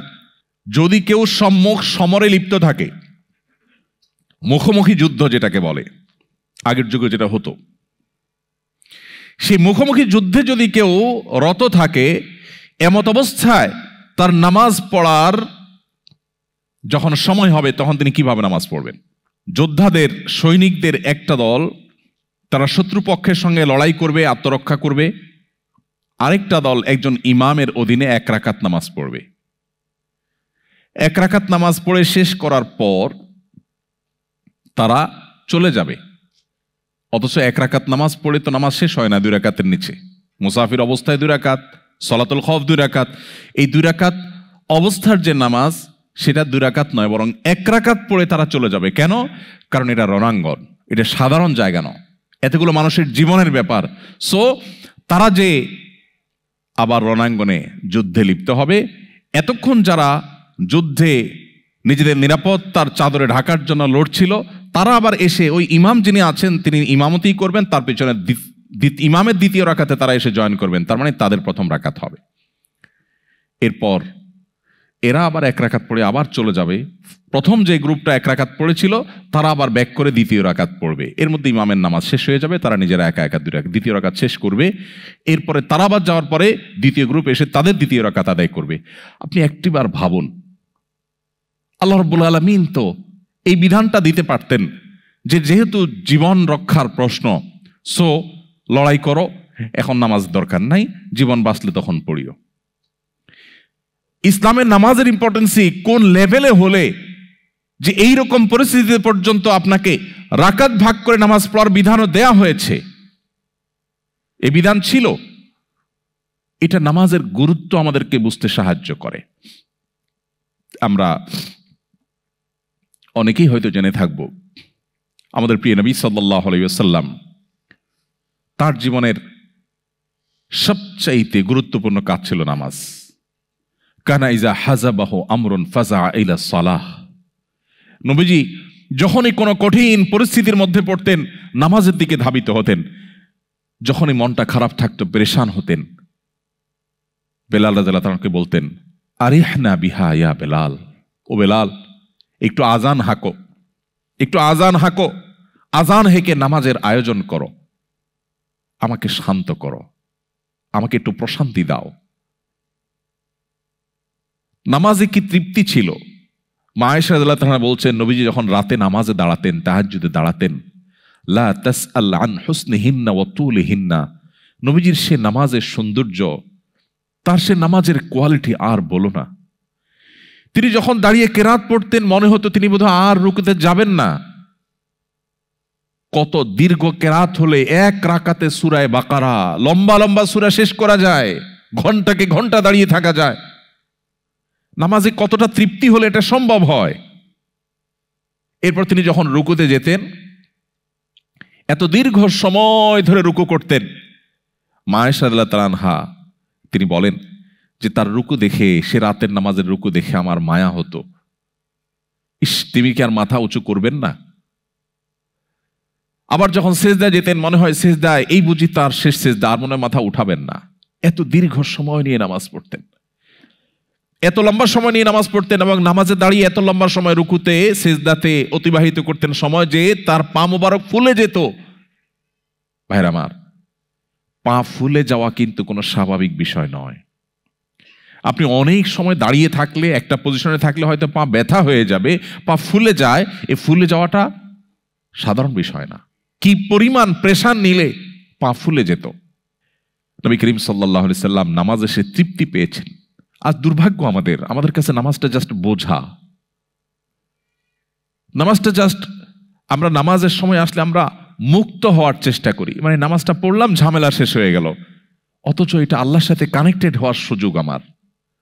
আমার দিন রাত 24 ঘন্টার সবচেয়ে আবেগ ঘন সময়, আমার আল্লাহর সাথে কথোপকথনের সুযোগ। সহিহ মুসলিম বর্ণনা, নবী সাল্লাল্লাহু আলাইহি ওয়াসাল্লাম নামাজকে বলেছেন মুনাজাত মা আল্লাহ, আল্লাহর সাথে কথোপকথনের স্কোপ। অথচ এটা আজকে আমাদের কাছে বোঝা হয়ে গেছে। এই নামাজ, এটাকে যদি কোয়ালিটির সাথে আদায় করতে পারি, খুব ধীরস্থিরতার সাথে, লম্বা সময় নিয়ে, মনোযোগ সহকারে নামাজে কি বলছি সেগুলোর অর্থ বুঝে বুঝে আল্লাহর সাথে আমি যদি কনভারসেশনে, কথোপকথনে আমি রত হয়ে যাই, ডুবে যাই, তাহলে আমার মাল্টিকালচারাল সোসাইটিতে আমার ঈমান, আমার ইসলামের এই পরিচয়কে ধারণ করতে অনেক বেশি হেল্পফুল হবে। নামাজ অনেক বেশি হেল্প করবে। আপনারা আয়াত অনেকেই জানেন, আল্লাহ তাআলা বলেছেন ইন্নাস সালাতা তানহা আনিল ফাহশাই ওয়াল মুনকার। নামাজ মানুষকে অশ্লীল মন্দ কাজ থেকে বাঁচিয়ে রাখে। আমাদের অনেক ভাইরা আছে যারা ঠুনকো অজুহাতে নামাজ তরক করেন, বিশেষ করে এই ধরনের পরিবেশে আপনারা যেখানে আছেন।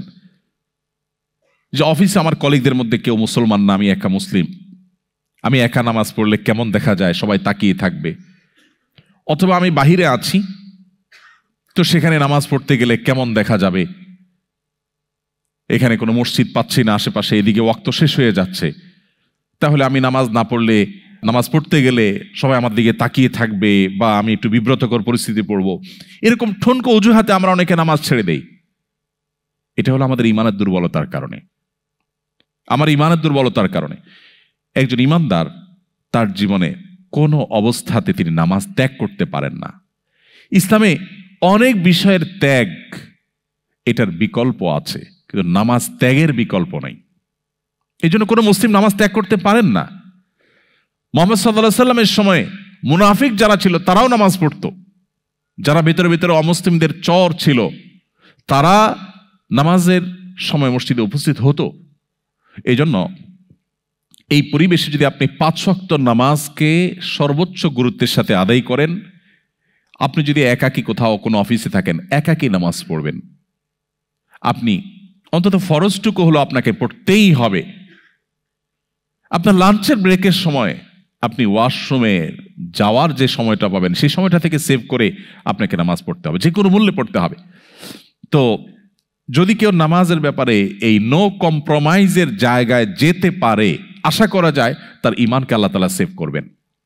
কারণ অন্যায় অশ্লীলতা থেকে সে বাঁচতে পারবে, এই নামাজ তাকে প্রতিহত করবে তার সমস্ত বাধাগুলোকে। এই জন্য নামাজের ব্যাপারে আমাদের সর্বোচ্চ গুরুত্ব আরোপ করতে হবে। আমাদের বোনরা অনেক সময় দেখা যায় এমন কোনো পরিবেশে যান যে পুরুষরা যেখানে সেখানে ঘাসের উপর দাঁড়িয়ে গেল, বোনরা দাঁড়াতে পারেন না, কিন্তু তাদেরকেও দাঁড়াতে হবে। সবাই তাকিয়ে থাকবে, থাকুক না। হ্যাঁ, আমি বলছি না আপনাকে মানুষের চলাচলের রাস্তায় আপনাকে দাঁড়িয়ে যেতে, আমি বলছি না আপনাকে এমন কোনো জায়গায় দাঁড়িয়ে যেতে যে মুসলমানদের সম্পর্কে এখানকার অন্য ধর্মাবলম্বীরা বাজে ভুল ধারণা নেয়, আমি সেটা বলছি না। নিশ্চয়ই আপনি 2 রাকাত নামাজ পড়ার মতো জায়গা আপনি বের করে নিতে পারবেন, সেটা আপনাকে করতেই হবে। অতএব এই জায়গাটাতে আমাদের কোনো কম্প্রোমাইজ করা চলবে না। আমাদের সাবকন্টিনেন্টে যারা আমরা মুসলমান, আমাদের মধ্যে একটা ধারণা জন্মেছে যে নামাজ না পড়লে কি হয়েছে, ঈমান আছে। অনেক বেনামাজিকে নামাজের কথা বললে বলে, ভাই নামাজ না পড়লে কি হয়েছে, আমার ঈমান আছে। নাম আতর আলী, গায়ের থেকে দুর্গন্ধ আসে। নাম কি? আতর আলী, গায়ের থেকে আসে কি? দুর্গন্ধ। ব্যাপারটা ওই রকম। আপনি বলতেছেন নামাজ না পড়লে কি হয়েছে, আমার ঈমান আছে, মানে আপনার ঈমান এত মজবুত। আপনার ঈমান তো আমার দরকার, যে না পড়লেও থাকে। অথচ নবী করিম সাল্লাল্লাহু আলাইহি সাল্লাম কঠোরভাবে বলেছেন, শক্তভাবে তিনি বলেছেন, আল ফারকু বাইনানা ওয়া বাইনাহুম তারকুস সালাহ। ইমানদারের সাথে অমুসলিমের পার্থক্যই হলো মূলত নামাজ। এটা ইমানদারকে পৃথক করে। অতএব কোনো অবস্থাতে এটা ছাড়া যেতে পারে না। আমি আপনাদেরকে উদাত্ত আহ্বান করতে চাই, আমাদের অনেক ভাইরা আছেন যারা বাসায় নামাজ পড়েন, কর্মস্থলে পড়েন না, অথবা 5 ওয়াক্ত নামাজ পড়েন কিন্তু একটু ঝামেলা হলে তিনি নামাজ কাজা করেন। পৃথিবীর অনেক দেশে আমাদের অনেক ভাই বোনরা আছেন যারা আমাদের কাছে প্রশ্ন পাঠান, বলেন ভাই সকাল থেকে নিয়ে নামাজের সময় পাই না, তো আমি একসাথে ডিউটি শেষে বাসায় এসে জোহর, আসর, মাগরিব, এশা একসাথে পড়ি।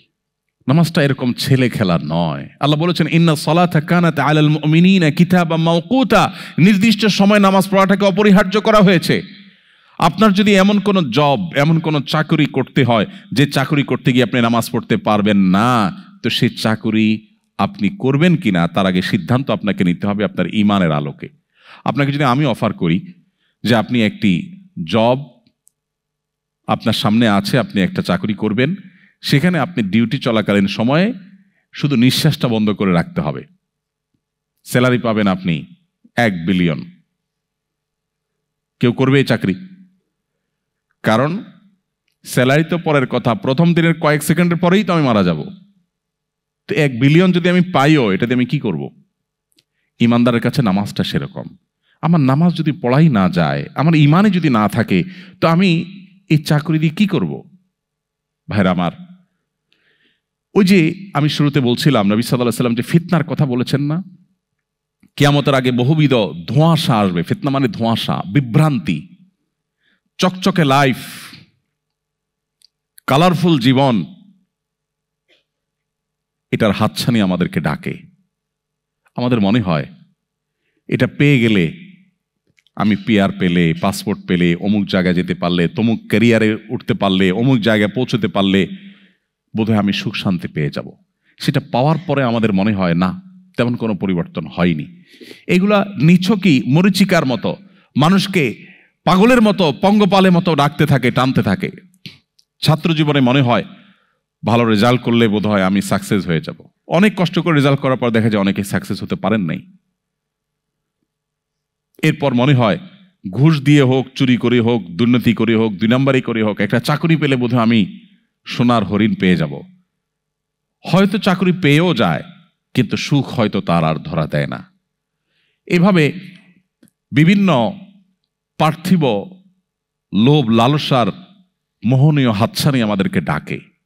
নবী সাল্লাল্লাহু আলাইহি ওয়াসাল্লাম সেই কথা ইঙ্গিত করেছেন, ফিতনা সমূহের মধ্যে থেকে এগুলো এক রকমের ফিতনা, যে লাল নীল লাইফ, রঙিল জীবন, কালারফুল লাইফ, এটার লোভে আমরা পাগলের মতো ছুটতে থাকি, নামাজ পড়ি না, নামাজকে কম্প্রোমাইজ করি আমার জব ঠিক রাখতে গিয়ে। এটা কোনো মুসলিমের কাজ না। এই কাজ করলে সে মাল্টিকালচারাল সোসাইটিকে আজ হোক আর 2 দিন পরে সে হারিয়ে যেতে বাধ্য। সে অতল গভীরে হারিয়ে যাবে, এই ফিতনার অন্ধকারে সে ডুবে যাবে। নিজেকে সেভ করার জন্য নামাজটাকে নো কম্প্রোমাইজের লেভেলে রাখার কোনো বিকল্প নাই। আল্লাহ আমাদের সবাইকে 5 ওয়াক্ত নামাজকে সর্বোচ্চ গুরুত্বের সাথে আদায় করার তৌফিক দান করুন। নাম্বার 4, কোরআনে কারীমের তিলাওয়াত বাসা বাড়িতে বিশেষ গুরুত্বের সাথে করা। আমরা এর আগে 2 নম্বর পয়েন্টের অধীনে ইসলামী জ্ঞান অর্জন সম্পর্কে বলেছিলাম যে আপনি মাল্টিকালচারাল সোসাইটিতে আপনার আইডেন্টিটিকে বাঁচাতে হলে আপনাকে ইলম অর্জন করতে হবে, তার জন্য কোরআন অধ্যয়ন করতে হবে, বুঝে কোরআন পড়বেন, কোরআনের তাফসির পড়বেন, ওলামাদের তত্ত্বাবধানে পড়বেন। এখন যে পয়েন্টটা আমি বলছি 4 নম্বরে, সেটা হলো কোরআনে কারীমের তিলাওয়াত। আপনি যদি অর্থ সহকারে বুঝেন তো আলহামদুলিল্লাহ, না বুঝলে আপনি শুধু তিলাওয়াতটা করে যাবেন, কিন্তু আপনাকে করতে হবে। আমাদের মুসলমানদের ঘর থেকে কোরআন তেলাওয়াত বিদায় হয়ে গেছে। যারা 5 ওয়াক্ত নামাজ পড়েন, প্র্যাকটিসিং মুসলমান, তারাও ম্যাক্সিমাম মানুষ কোরআন নিয়মিত পড়েন না। কোরআনের মধ্যে কিছু অলৌকিকত্ব আছে। আপনি যদি কোরআনের অলৌকিকত্ব দেখতে চান, তো আমি আপনাকে বলবো আপনি কোরআন খুলুন এবং কোরআন পড়া ধরুন। আল্লাহর শপথ করে বলতে পারি, কোরআনের অলৌকিকত্ব আপনি নিজের চোখে দেখবেন এবং আপনার ঈমান শক্তিশালী হতে বাধ্য যদি আপনি কোরআনের সাথে সময় কাটান। কোরআন এমন এক জীবন্ত মহাগ্রন্থ, এখনো পর্যন্ত পৃথিবীতে যত অমুসলিমেরা ইসলামে আসে, বেশিরভাগ মানুষ কোরআন অধ্যয়ন করে ইসলামে আসতে বাধ্য হয়। কোরআনে কারীমের অলৌকিকত্ব এরকম যে কোরআনের তেলাওয়াতটা ইটসেলফ একটা মানুষের ভেতরকে, মনোজগৎকে পরিবর্তন করবার জন্য অনেক বেশি হেল্পফুল হয়। আমাদের বাসা বাড়িতে কোরআন তেলাওয়াত নাই। অনেকে তেলাওয়াত করেন সরবে না, নীরবে না, কিছুটা সরবে। আমি বলছি না চিৎকার চেঁচামেচি করতে, আমি বলছি না আপনার প্রতিবেশীকে ডিস্টার্ব করতে, আমি বলছি না কারোর ঘুম নষ্ট করে দিতে। আমাদের নবীজি সেটা শেখান নেই আমাদেরকে। এক ব্যক্তি মসজিদে নববীতে একটু জোরে তেলাওয়াত করছিল, নবী করিম সাল্লাল্লাহু আলাইহি সাল্লাম তাকে ডেকে বললেন, তুমি এই তেলাওয়াত যে আল্লাহকে শোনাতে চাইছো, তিনি বধির নন, তিনি সামিয়া, সবকিছু শুনতে পান, তুমি জোরে তেলাওয়াত করে পাশের লোকদের ডিস্টার্বের কারণ কেন হচ্ছ? সো আমরা সেইভাবে তেলাওয়াতের কথা বলছি না, কিন্তু কিছুটা সরবে তেলাওয়াত হলে বাসা বাড়িতে শয়তানের যে আক্রমণ, অ্যাটাক, সেটা থেকে আমরা সেফ থাকি, আমাদের বাচ্চারা সেফ থাকে। কিন্তু সেই তেলাওয়াত নাই। এখন পড়লেও আজকাল মোবাইলে গুনগুনিয়ে বা চুপোচুপে আমরা পড়ি। কিছুটা সরবে বাসা বাড়িতে তেলাওয়াত হওয়া দরকার, তাহলে শয়তানের আখড়ায় পরিণত হয় না। এবং শয়তান যে আমাদেরকে স্পিরিচুয়ালি অ্যাটাক করে এটা আমরা বুঝি না। হয়তো নামাজ কালাম পড়ছি, হয়তো আমার মা বোন হিজাব করছেন, হয়তো অনেক ভালো কাজ করছেন, কিন্তু ধীরে ধীরে তার ঈমান দুর্বল হয়ে যাচ্ছে। নামাজ পড়তে তার ভালো লাগে না, কোরআন তেলাওয়াত করতে ভালো লাগে না, বাচ্চা সব পড়তে চায়, কোরআনটা পড়তে চায় না। এই জাতীয় সমস্যাগুলো সাধারণত যখন আমাদের ঈমানের শক্তি দুর্বল হতে থাকে, স্পিরিচুয়াল পাওয়ার যখন দুর্বল হতে থাকে, তখন আমাদের এই সমস্যাগুলো দেখা দেয়।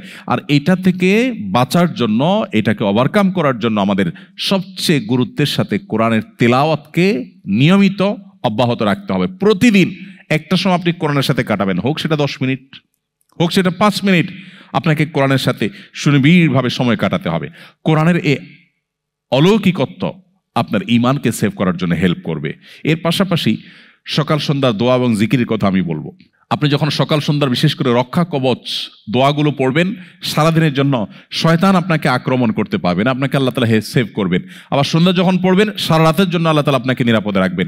এই জন্য সকাল সন্ধ্যার দোয়াগুলো খুব গুরুত্বের সাথে পড়া।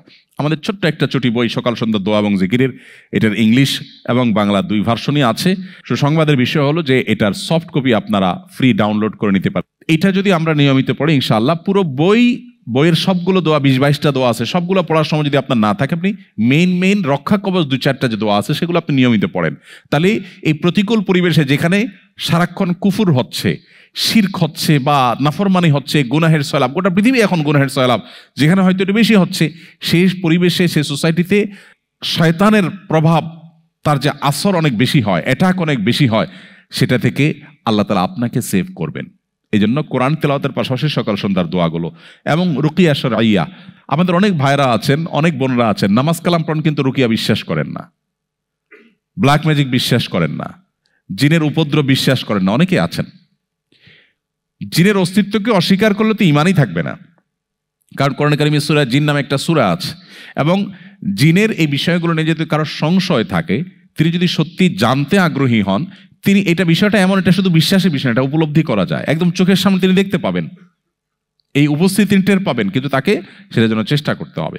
তো যেটা বলছিলাম যে বাচ্চাদের মধ্যে অনেক সময় দেখা যায় কোরআন কারীমের তেলাওয়াত, সকাল সন্ধ্যার দোয়া এবং জিকির এবং রুকিয়া শরঈয়া, এটার ইতিবাচক পজিটিভ প্রভাব হয় তাদের ঈমানকে সেভ করার জন্য। অতএব এটার চর্চা আমাদের বাসা বাড়িতে থাকতে হবে। এটা হলো 4 নম্বর। নাম্বার 5, ইসলামী সমাজ এবং সোসাইটি, এটা খুবই গুরুত্বপূর্ণ। আলহামদুলিল্লাহ, সিডনি এমন একটি জায়গা যেখানে প্রচুর পরিমাণ বাংলাদেশিরা আপনারা বসবাস করেন। শুধু বাংলাদেশি নয়, আমাদের অন্যান্য দেশের বা অন্যান্য ভাষাভাষী, অন্যান্য দেশীয় ন্যাশনালিটির আমাদের মুসলিম ভাই বোনেরা অনেক বেশি পরিমাণে আছেন। পৃথিবীর অল্প কয়েকটা মাল্টিকালচারাল সোসাইটির মধ্যে একটা হলো এইটা, যেখানে আপনারা চাইলেই নিজেরা অনেক সুন্দর, নিজেদের মধ্যে একটা বেশ শক্তিশালী সোসাইটি ডেভেলপ করতে পারেন। এটার মধ্য দিয়ে নিজেদের ঈমান আমলকে সেভ করাটা ইজি হয়। মানুষ যখন বিচ্ছিন্ন থাকে, তখন তার দ্বারা ঈমান আমলকে সেভ করা, নিরাপদে রাখাটা কঠিন হয়ে পড়ে। অতএব এই সোসাইটি মেনটেন করা, এই যে আমরা এখানে আসলাম, এটা পার্ট অফ দ্যাট। এরকম একটা উদ্যোগ হতে হলো যে আমরা এখানে সবাই একত্র হলাম ঈমানের আলোচনা করার জন্য। এরকম বড় আকারে না হলে আপনার মসজিদে, আপনার মহল্লাতে ছোট আকারে হতে পারে। আপনি এই যে ফজর গ্রুপের ভাইয়েরা ফজর নামাজ তারা পড়েন, জাস্ট ফজর নামাজের সময় আসেন, একত্র হন, সেখান থেকে একটা গ্রুপ হয়েছে, সেখান থেকে একটা সোসাইটি হয়েছে, সেখান থেকে তারা পরস্পরের বন্ধু এবং আত্মীয় স্বজনের মতোই আপন হয়ে গেছেন, এই যে এখান থেকে একটা ভালো কিছু হলো। এরকম ছোট ছোট বিভিন্ন সোসাইটি হতে পারে, বিভিন্ন কমিউনিটি হতে পারে, বিভিন্ন সার্কেল হতে পারে। এই সার্কেলগুলোতে আমরা টিকে থাকলে বা সেগুলোতে এঙ্গেজ থাকলে আমাদের ঈমান আমলকে সেভ করা নিরাপদ হবে। আমাদের বাচ্চারা যখন দেখবে যে তার বাবা মায়ের বা তার ফ্যামিলির যে সার্কেল, সেই সার্কেলে ঈমানকে খুব নার্সিং করা হয়, গুরুত্ব দেওয়া হয়, পরিচর্যা করা হয়, তখন সে সেখান থেকে সেগুলো শিখবে এবং তার প্রভাব, পজিটিভ প্রভাব তার উপরে পড়বে। সো এই যে সার্কেল মেনটেন করা বা কমিউনিটি মেনটেন করা মুসলিমদের অমুসলিম প্রধান দেশে এবং মাল্টিকালচারাল সোসাইটিতে খুবই ইম্পর্টেন্ট বিষয়। এমনকি মুসলিম সমাজও এটা আজকাল অনেক গুরুত্বপূর্ণ হয়ে পড়েছে যে আপনার ফ্যামিলি অন্য একটা ফ্যামিলিতে যাবে যেখান থেকে বাচ্চারা ভালো কিছু শিখবে, যেখান থেকে আপনি ভালো কিছু শিখবেন, যার কাছ থেকে আপনি ভালো কিছু শিখতে পারেন তার সাথে আপনি সেদে সেদে যাবেন, বন্ধুত্ব করবেন, উঠা বসা করবেন, তাকে দাওয়াত দিবেন, তার বাসায় যাবেন। এরকম যত ভালো সোসাইটি আপনি মেনটেন করতে পারবেন তত আপনার ভালো হওয়া সহজ হবে। কারণ আল্লাহ বলেছেন, ইয়া আইয়ুহাল্লাযীনা আমানুত্তাকুল্লাহ ওয়া কুনু মা'আস সাদিকিন, হে ঈমানদাররা তোমরা তাকওয়া অবলম্বন করো আর মুত্তাকিদের সাথে থাকো, অর্থাৎ ভালো মানুষদের সঙ্গ অবলম্বন করো। আমি যে জায়গায় আছি সেখানে ভালো মানুষ বা ঈমানদার মানুষের সংখ্যা যদি কম হয়, সেখানে যেই ঈমানদাররা আছে তাদের মধ্য থেকে ভালো মানুষগুলোকে খুঁজে বের করে করে তাদের সাথে একটা চেইনের মধ্যে আমি যদি যুক্ত হয়ে যাই, তাহলে সেক্ষেত্রে আমার ঈমান সেভ হওয়ার জন্য অনেক বেশি সহায়ক হবে। এটা হলো 5 নম্বর। আমি ডিটেইলে আর যাচ্ছি না। নাম্বার 6, ইসলামের দাওয়াত দেওয়া।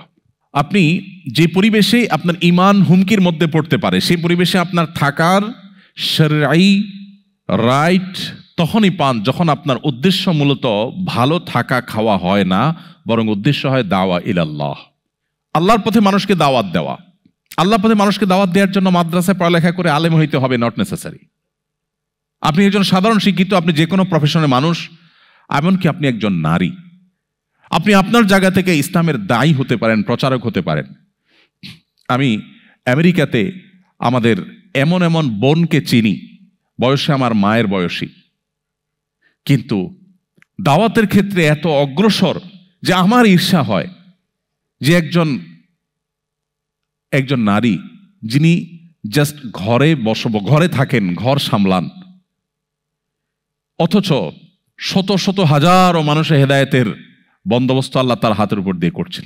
এরকম বহু বোনকে আমি চিনি পার্সোনালি। তো আমরা যদি চাই আমরা দাওয়াতি কাজের মধ্য দিয়ে আমাদের ঈমানকে সেভ করতে পারি, আমাদের ইসলাম প্র্যাকটিসটাকে আমরা ইজি করতে পারি, ব্যাপারটাকে বোঝার জন্য আমি একটা এক্সাম্পল দিয়ে থাকি। সাধারণত ধরুন আপনাদের এখানে নির্বাচন হয় সবসময়, নিশ্চয়ই বিভিন্ন রকমের নির্বাচন হয়, সামনে হয়তো আবারও হবে। আমি আমাদের দেশীয় প্রেক্ষিতে যদি উদাহরণ দেই, আপনি একজন ভোটার।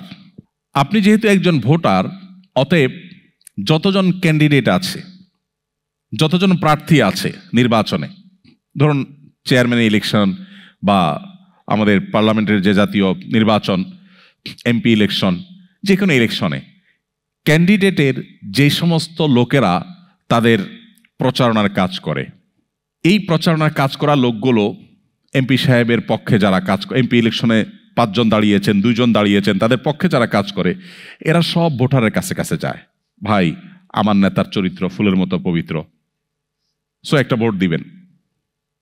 করে কি করে না?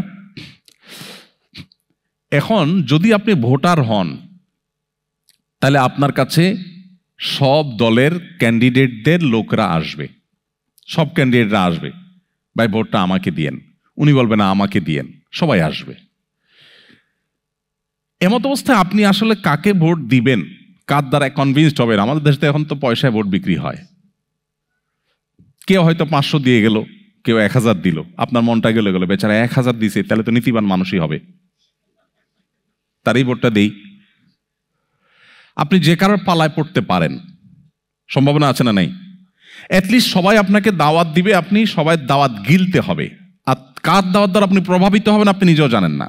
এটা হলো যদি আপনার রোলটা হয় ভোটারের রোল। আপনার রোলটা যদি ভোটারের রোল না হয়ে কোনো প্রার্থীর পক্ষে প্রচারকের রোল হয়, তার ক্যানভাস করার ক্যানভাসারের রোল যদি হয়, যে আপনি ভোটার না, আপনি কোনো এক এমপি প্রার্থীর এজেন্ট বা প্রচারক, তার ক্যানভাসার, এই রোলটা যদি আপনার হয়, তাহলে আপনার একটা অ্যাডভান্টেজ হবে। আপনার কাছে অন্য প্রার্থীর লোকেরা আর আসবে না। আমি কি সঠিক বলেছি? আপনি কোনো একটা মার্কার পক্ষে ভোট কালেকশন করেন, সবারে বলে বেড়ান, তাহলে আপনার মার্কার বিপরীতে মার্কার যে লোকেরা, তারা আপনাকে কি বলতে আসবে, ভাই আপনি আমাদের প্রার্থীর ভোট দিয়েন, এটা বলবে কোনোদিন? কারণ এই পণ্ডশ্রম কেন দিবে সে? এই অহেতুক কাজটা কেন করবে? কারণ সে জানে এই লোক নিজে একজন প্রার্থীর হয়ে প্রচারণা করে, সো আমি তার কাছে গিয়ে প্রচারণা করে সমানষ্ট করে লাভ কি? এই লোক নিজেই তার প্রার্থীর ভোট কালেকশন করে বেড়ায়, আমি তারে বলার তো কোনো মানে হয় না, সে তো আমাকে ভোট দিবে, প্রশ্নই নেই। তাহলে ভোটার না হয়ে যদি আপনি ক্যানভাসার হন, তাহলে আপনার অ্যাডভান্টেজের জায়গাটা হলো আপনাকে বিভ্রান্ত করার জন্য সবাই যার যার মতো করে ডাকবে, সেই সুযোগটা পাবে না। ঠিক একইভাবে আপনি যদি মাল্টিকালচারাল সোসাইটিতে শুধুমাত্র মুসলিম না হয়ে আপনি দায়ী হওয়ার চেষ্টা করেন, তাহলে আপনার কাছে শয়তানের দাওয়াত এটা আসার পথ অনেকটা কমে যাবে, আপনি অনেকটাই সেফ হয়ে যাবেন। ব্যাপারটা অনেকটা ফুটবলের মতো, ওয়ালে যখন মারবেন আপনার দিকে সবার আগে আসবে। সো আপনি যখন অন্যকে ইসলামের পথে দাওয়াত দিবেন, দ্বীনের কথা বলবেন, তখন আপনার ঈমানটা অটোমেটিক সেফ হয়ে যাবে। এই জন্য আমরা মাল্টিকালচারাল সোসাইটিতে নিজেদের আইডেন্টিটি, নিজেদের ইসলাম প্র্যাকটিসকে নিরাপদ করবার জন্য সবচেয়ে কার্যকর পন্থা হলো আমরা এক একজন দায়ী হয়ে যাওয়া। কারোর যখন লক্ষ্য থাকে ফার্স্ট ক্লাস ফার্স্ট হওয়ার, সে ফার্স্ট ক্লাস বা ফার্স্ট ডিভিশন মাস্ট পায়, কারণ তার টার্গেট হলো ফার্স্ট ক্লাস ফার্স্ট হওয়া। কেউ যখন দায়ী হওয়ার টার্গেট নেয়, তার ঈমান অটোমেটিক সেভ হয়ে যায়। আর কেউ যখন শুধু কোনো মতে মুসলমান হওয়ার টার্গেট করে, তখন তার ঈমান রিস্কের মধ্যে পড়ে যায়। অতএব আমি আপনাদেরকে সবাইকে উদাত্ত আহ্বান করতে চাই, আমরা সবাই আসুন আমাদের আদর্শে, আমাদের ক্রিয়াকর্মে আমরা ইসলামকে প্রচার করি। আমি সবসময় বলার চেষ্টা করি, আপনারা যারা মাল্টিকালচারাল সোসাইটিতে আছেন, আপনারা জেনে হোক না জেনে হোক, ইচ্ছায় হোক অনিচ্ছায় হোক, আপনারা প্রত্যেকটা মানুষ ইসলামকে রিপ্রেজেন্ট করছেন। আপনারা সবাই ইসলামকে রিপ্রেজেন্ট করছেন। আপনার পজিটিভ কোনো কাজ ইসলাম সম্পর্কে এখানকার অন্য ধর্মাবলম্বীদেরকে যেরকম পজিটিভ ধারণা দিতে সাহায্য করবে, আপনার কোনো নেগেটিভ কাজ তাদেরকে ইসলাম সম্পর্কে নেগেটিভ ধারণা দিতে সাহায্য করবে। কারণ তারা আমাদের ধর্মগ্রন্থ পড়ে না, তারা আমাদেরকে পড়ে, তারা আমাদের আচার আচরণকে পড়ে। সো এখানে আমাদের ডিসিশন নিতে হবে যে আমরা যদি একটা ভুল কাজ করি, আমি আমার দেশে, বাংলাদেশে কিংবা মুসলিম সোসাইটিতে কোন একটা ভুল কাজ করলে তার দায় যত বড়। এই মাল্টিকালচারাল সোসাইটিতে আমি একজন মুসলিম হিসেবে এটা মিথ্যা বললাম, প্রতারণা করলাম।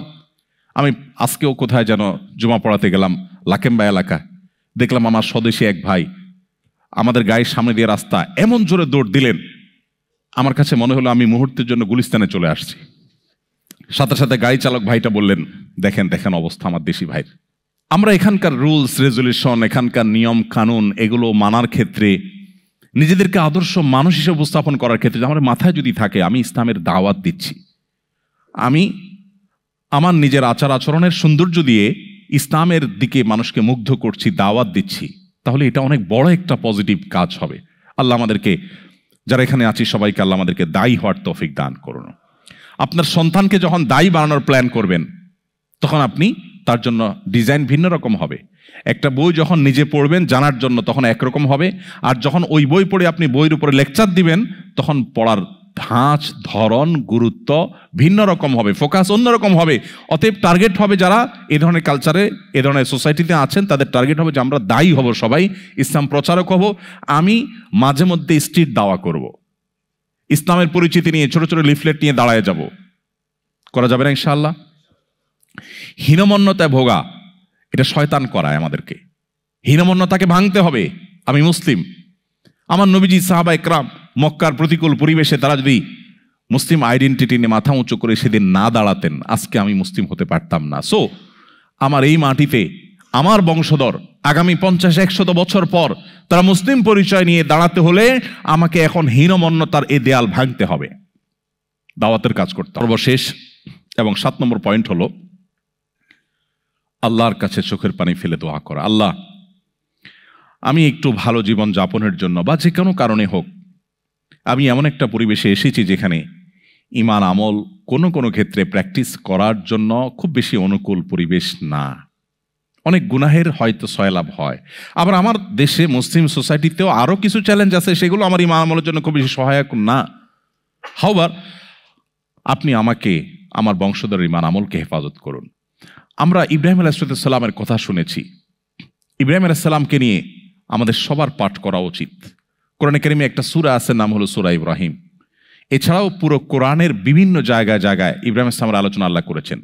প্রতিকূল পরিবেশে কিভাবে টিকতে হয় এটা জানার জন্য ইব্রাহিম আলাইহিস সালামকে স্টাডি না করলে আপনি কখনো পূর্ণাঙ্গ জ্ঞান অর্জন করতে পারবেন না। ইব্রাহিম আলাইহিস সালামকে নিয়ে আমাদের ইউটিউব চ্যানেলে, আমার ভেরিফাইড ইউটিউব চ্যানেলে আমাদের 1 ঘন্টার একটা লেকচার আছে শুধু ইব্রাহিম আলাইহিস সালামের উপরে। ইব্রাহিম আলাইহিস সালামের পুরো লাইফ হিস্ট্রিকে আমরা সেখানে তুলে ধরার চেষ্টা করেছি কোরআন এবং হাদিসের আলোকে। তো ইব্রাহিম আলাইহিস সালামকে আপনি যদি দেখেন, তিনি কিন্তু দোয়া করেছেন, রব্বানা ওয়াবআস ফীহিম রাসূলাম মিনহুম ইয়াতলু আলাইহিম আয়াতিহি ওয়া ইউআল্লিমুহুমুল কিতাবা ওয়াল হিকমাতা ওয়া ইউযাক্কিহিম। দোয়া করেছেন ৪৫০০ বছর আগে। যে ইব্রাহিম আলাইহিস সালামকে আমরা রেসপেক্ট করি, ইহুদিরা রেসপেক্ট করে, খ্রিস্টানরা রেসপেক্ট করে। তারা আব্রাহাম বলে, কোরআনে ইব্রাহিম বলা হয়েছে। মানুষ একজনই, রেসপেক্ট সব মানুষ করছে। পৃথিবীর প্রায় মেন সকল ধর্মের মানুষ তাকে নবী রাসূল হিসাবে স্বীকৃতি দেয়। সেই ইব্রাহিম আলাইহিস সালাম দোয়া করেছেন, হে আল্লাহ, ৪৫০০ বছর আগে দোয়া করেছেন, হে আল্লাহ, আমার বংশধরদের মধ্যে এমন এক রাসূল পাঠান যিনি আপনার আয়াত ওহী মানুষকে পাঠ করে শোনাবে, মানুষকে হিকমা এবং ইলম শেখাবে এবং মানুষকে পরিশুদ্ধ করবে, আত্মশুদ্ধি করবে। সেই রাসূল আল্লাহ প্রেরণ করেছেন মুহাম্মদ সাল্লাল্লাহু আলাইহি ওয়াসাল্লামের মধ্য দিয়ে। আল্লাহ বলেছেন, লাকাদ মান্নাল্লাহু আলাইহি আলাল মুমিনিনা ইয বাআসা ফীহিম রাসূলাম মিনহুম ইয়াতলু আলাইহিম আয়াতিহি ওয়া ইউযাক্কিহিম ওয়া ইউআল্লিমুহুমুল কিতাবা ওয়াল হিকমাহ। তাহলে তিনি ৪৫০০ বছর আগে চিন্তা করেছেন যে আমার পরবর্তী জেনারেশনে ঈমান যেন সেফ থাকে। অথচ দুর্ভাগ্য আমাদের, আমরা আমার সন্তান, আমার ছেলে মেয়ে, চোখের সামনে ছেলে মেয়ে, তাদের ঈমান আমলকে সেভ করার জন্য আমার কোনো পেরেশানি ব্যাকুলতা নেই।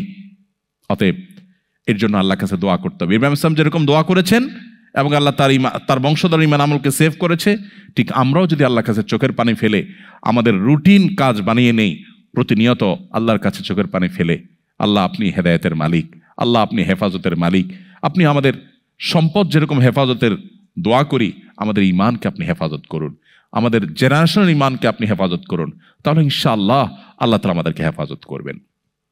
আমি আবারও এক নজরে 7টি পয়েন্ট জাস্ট একবারে বলে দিচ্ছি। নাম্বার 1, শক্তিশালী ঈমান লাগবে প্রতিকূল পরিবেশে নিজেকে টিকিয়ে রাখবার জন্য। শক্তিশালী ঈমান লাগবে। সাধারণ পানিতে সাঁতার কাটার জন্য যে পরিমাণ শক্তির দরকার হয়, স্রোতের বিপরীতে ঢেউয়ের উল্টো দিকে সাঁতার কাটতে গেলে আরো বেশি শক্তির প্রয়োজন হয়। ঠিক একইভাবে সাধারণ মুসলিম সোসাইটিতে ঈমান ধরে রাখার জন্য যে পরিমাণ চেষ্টা আপনার, যে পরিমাণ সাধনা আপনার লাগে, ঈমানের জন্য প্রতিকূল পরিবেশে আপনার চেষ্টাটা কয়েক গুণ বাড়াতে হবে। তাহলে আপনার চাইতে সৌভাগ্যবান কেউ হবে না। আপনি এখানে একটা উন্নত লাইফ লিড করছেন, আবার জান্নাতে যাওয়ার বন্দোবস্ত করে গেলেন। আপনি সেই মানুষ যাকে নিয়ে আমার ঈর্ষা হওয়ার কথা যে আমি বাংলাদেশে এত সুন্দর জীবনযাপন করতে পারি না, আপনি এখানে যত সুন্দর জীবনযাপন করছেন, আবার আপনার জান্নাতকেও নিজের করে নিয়েছেন। এটাকেই বলে রব্বানা আতিনা ফিদ দুনিয়া হাসানা ওয়া ফিল আখিরাতি হাসানা। আল্লাহ আমাদেরকে সেরকম সৌভাগ্যবান মানুষ হওয়ার তৌফিক দান করুন। তাহলে প্রথম হলো শক্তিশালী ঈমান অর্জন করা। ঈমান অর্জন করার জন্য কয়েকটি পয়েন্ট আমি বলেছিলাম। ইসলামের মর্ম বোঝা, নতুন করে ইসলামটাকে জানা, ইসলামের আসলে মিনিংটা কি, আমি সেজদা দিচ্ছি এর মিনিংটা কি, আল্লাহকে আমি রব বলছি, আল্লাহর দাস বলছি। আমি কেউ কারো দাস হতে চায়, বাট আমি আল্লাহর দাস হতে চাইছি। এর মধ্যে আবার প্রাউড করার কি আছে, এর মর্মটা কি, এখানে প্রাউড করার সূত্রটা কি, সোর্সটা কি, কি কারণে আমি আল্লাহর গোলাম হয়েও প্রাউড করবো, ওয়াই? এর তো সূত্র আছে। একজন আমাদের দেশীয় ভাষায় আমি বলি, রাজনৈতিক নেতাদের আগায় যোগায় যে দেয় আর কি, সাথে থাকে, সব কাজকাম করে আর কি, ব্যক্তিগত কাজকাম করে, এরা আমাদের দেশে গ্রাম্য ভাষায় বলে চামচা। না, আপনারা জানেন তো এটা, গ্রাম্য ভাষায় বলে চামচা। কিন্তু একই কাজ যদি প্রেসিডেন্টের করে, প্রধানমন্ত্রীর করে, কোনো মন্ত্রীর করে, তখন সেই লোকটারে কি বলে? পিএস। কাজ অলমোস্ট একই, না? এখন এই যে নাম পরিবর্তন হয়ে গেছে, কারণ কি? কারণ তার ডিউটি যার করছে ওই লোকটার চেয়ারটা যত বড়, এই লোকটার পদটাও তত বড়। এখন গ্রামের মনে করেন চেয়ারম্যান সাহেবের চামচা, এটা শুনতে কি খুব ভালো শোনা যায়? কেউ এটাকে খুব প্রাউড করে বলে না, কিন্তু যদি বলে যে আমার খালাতো ভাইয়ের, ফুফাতো ভাইয়ের তালতো ভাই, তিনি মহামান্য প্রেসিডেন্টের পিএস এর ছোট ভাই, তিনজন মানুষের সাথে গল্প দিচ্ছে, সেখানে গল্প দিতে দিতে উনি চলে গেছে ওখানে, ওই তালতো ভাইয়ের, খালতো ভাইয়ের, ফুফাতো ভাইয়ের ছোট ভাই পরিচয় দিচ্ছে, কোনো প্রসঙ্গ নাই, তারপরে ঘুরে ফিরে টেনে টেনে ওই জায়গায় আনছেন। কারণ কি? তিনি ভাব নিতে চান, এটা গর্ব করতে চান। একই কাজ শুধুমাত্র চেয়ারম্যান করার কারণে যেখানে প্রাউড করার কিচ্ছু নাই, বরং আরো লজ্জাস্কর একটা তকমা শুনতে হয়, মহামান্য প্রেসিডেন্টের যখন হয় তখন কাজটা অনেক গৌরবের হয়, সবাই তার নম্বর নিতে চায়, ভাইরে বিপদে পড়লে ফোন দেব। ভাইরা আমার, মানুষ মানুষের দাস হতে চায় না, মানবীয় প্রকৃতি কেউ কারো দাস হতে চায় না, সবাই স্বাধীনতা চায়। কিন্তু এ দাসত্ব যদি হয় এই নবমণ্ডল এবং ভূমণ্ডলের সৃষ্টিকর্তার, তখন সেটা হয় গর্বের, সেটা হয় প্রাউড করার। কেন আমরা গোলাম হতে চাই? ইসলামের মর্মকে বোঝার চেষ্টা করা, আমরা সেভাবে ইসলামটাকে বোঝার সুযোগ পাই নাই। আমরা শুধু ছোটবেলায় মক্তবে কালিমায়ে তয়্যিবা, শাহাদা, ইমানে মুজমাল মুফাসসাল পড়ে মুসলমান হয়ে গেছি, যার কারণে আমাদের ইমানটা ঠুনকো হয়ে যাচ্ছে। এই জন্য এই মাল্টিকালচারাল সোসাইটিতে আমাদেরকে শক্তিশালী ইমানের অধিকারী হতে হবে ইনশাআল্লাহ। তার জন্য ইসলামকে নতুন করে বোঝা, প্রচলিত যে সমস্ত কৃষ্টি কালচারগুলো আছে সেগুলোর সাথে ইসলামের কম্পারেটিভ যে তুলনামূলক যে আলোচনা, সেটা যদি আমরা সেরকম গবেষকদের, আমি কয়েকজনের নাম বলেছি, কয়েকটা বইয়ের নাম বলেছি, সেগুলো যদি অনুসরণ করে পড়েন, সেগুলো আপনাকে হেল্প করবে। এর বাইরে আরো কিছু পয়েন্ট আমি বলেছি। তাহলে 2 নম্বর হলো দ্বীনের বেসিক ইলম অর্জন করা। বেসিক ইলম জানা থাকলে আপনাকে সহজে শয়তান গোমরাহ করতে পারবে না। 3 নম্বর, 5 ওয়াক্ত নামাজকে সর্বোচ্চ গুরুত্বের সাথে পড়া। আপনি অন্য কিছু করেন বা না করেন, এটাকে সর্বোচ্চ গুরুত্ব দিয়ে করবেন। এবং 4 নম্বর হলো কোরআন কারীমের তিলাওয়াত সকাল সন্ধ্যার এবং বিভিন্ন সময়ের দোয়া জিকির, এবং শয়তান থেকে রক্ষা কবচ যে আমলগুলো আছে সে আমলগুলো কন্টিনিউ করতে থাকা, এগুলো আপনাকে সেফটি নিয়ে দিবে। 5 নম্বর হলো আপনি একটা সুন্দর পরিপূর্ণ প্র্যাকটিসিং সিরিয়াস দিনদার সোসাইটি বা কমিউনিটি আপনি মেনটেন করবেন। 6 নম্বর হলো আপনি ইসলামের পথে দাওয়াত দেওয়ার প্ল্যান করবেন, যে আমি এখানে দাওয়াত দিয়ে থাকবো, আমি দায়ী হয়ে থাকবো, আমি বছরে 20 জন মানুষকে ইসলামের দিকে দীক্ষিত করব, বেনামাজিকে নামাজি বানাবো, আমি মানুষকে দাওয়াত দিব। তখন আপনার ইসলাম অটোমেটিক সেফ হয়ে যাবে। আর সর্বশেষ 7 নম্বর হলো আল্লাহর কাছে চোখের পানি ফেলা, দোয়া করা, আল্লাহ যেন আমাদেরকে হেফাজত করেন। আল্লাহ রাব্বুল আলামিন আমাদের সবার ঈমান এবং আমলকে পরিপূর্ণভাবে হেফাজত করুন।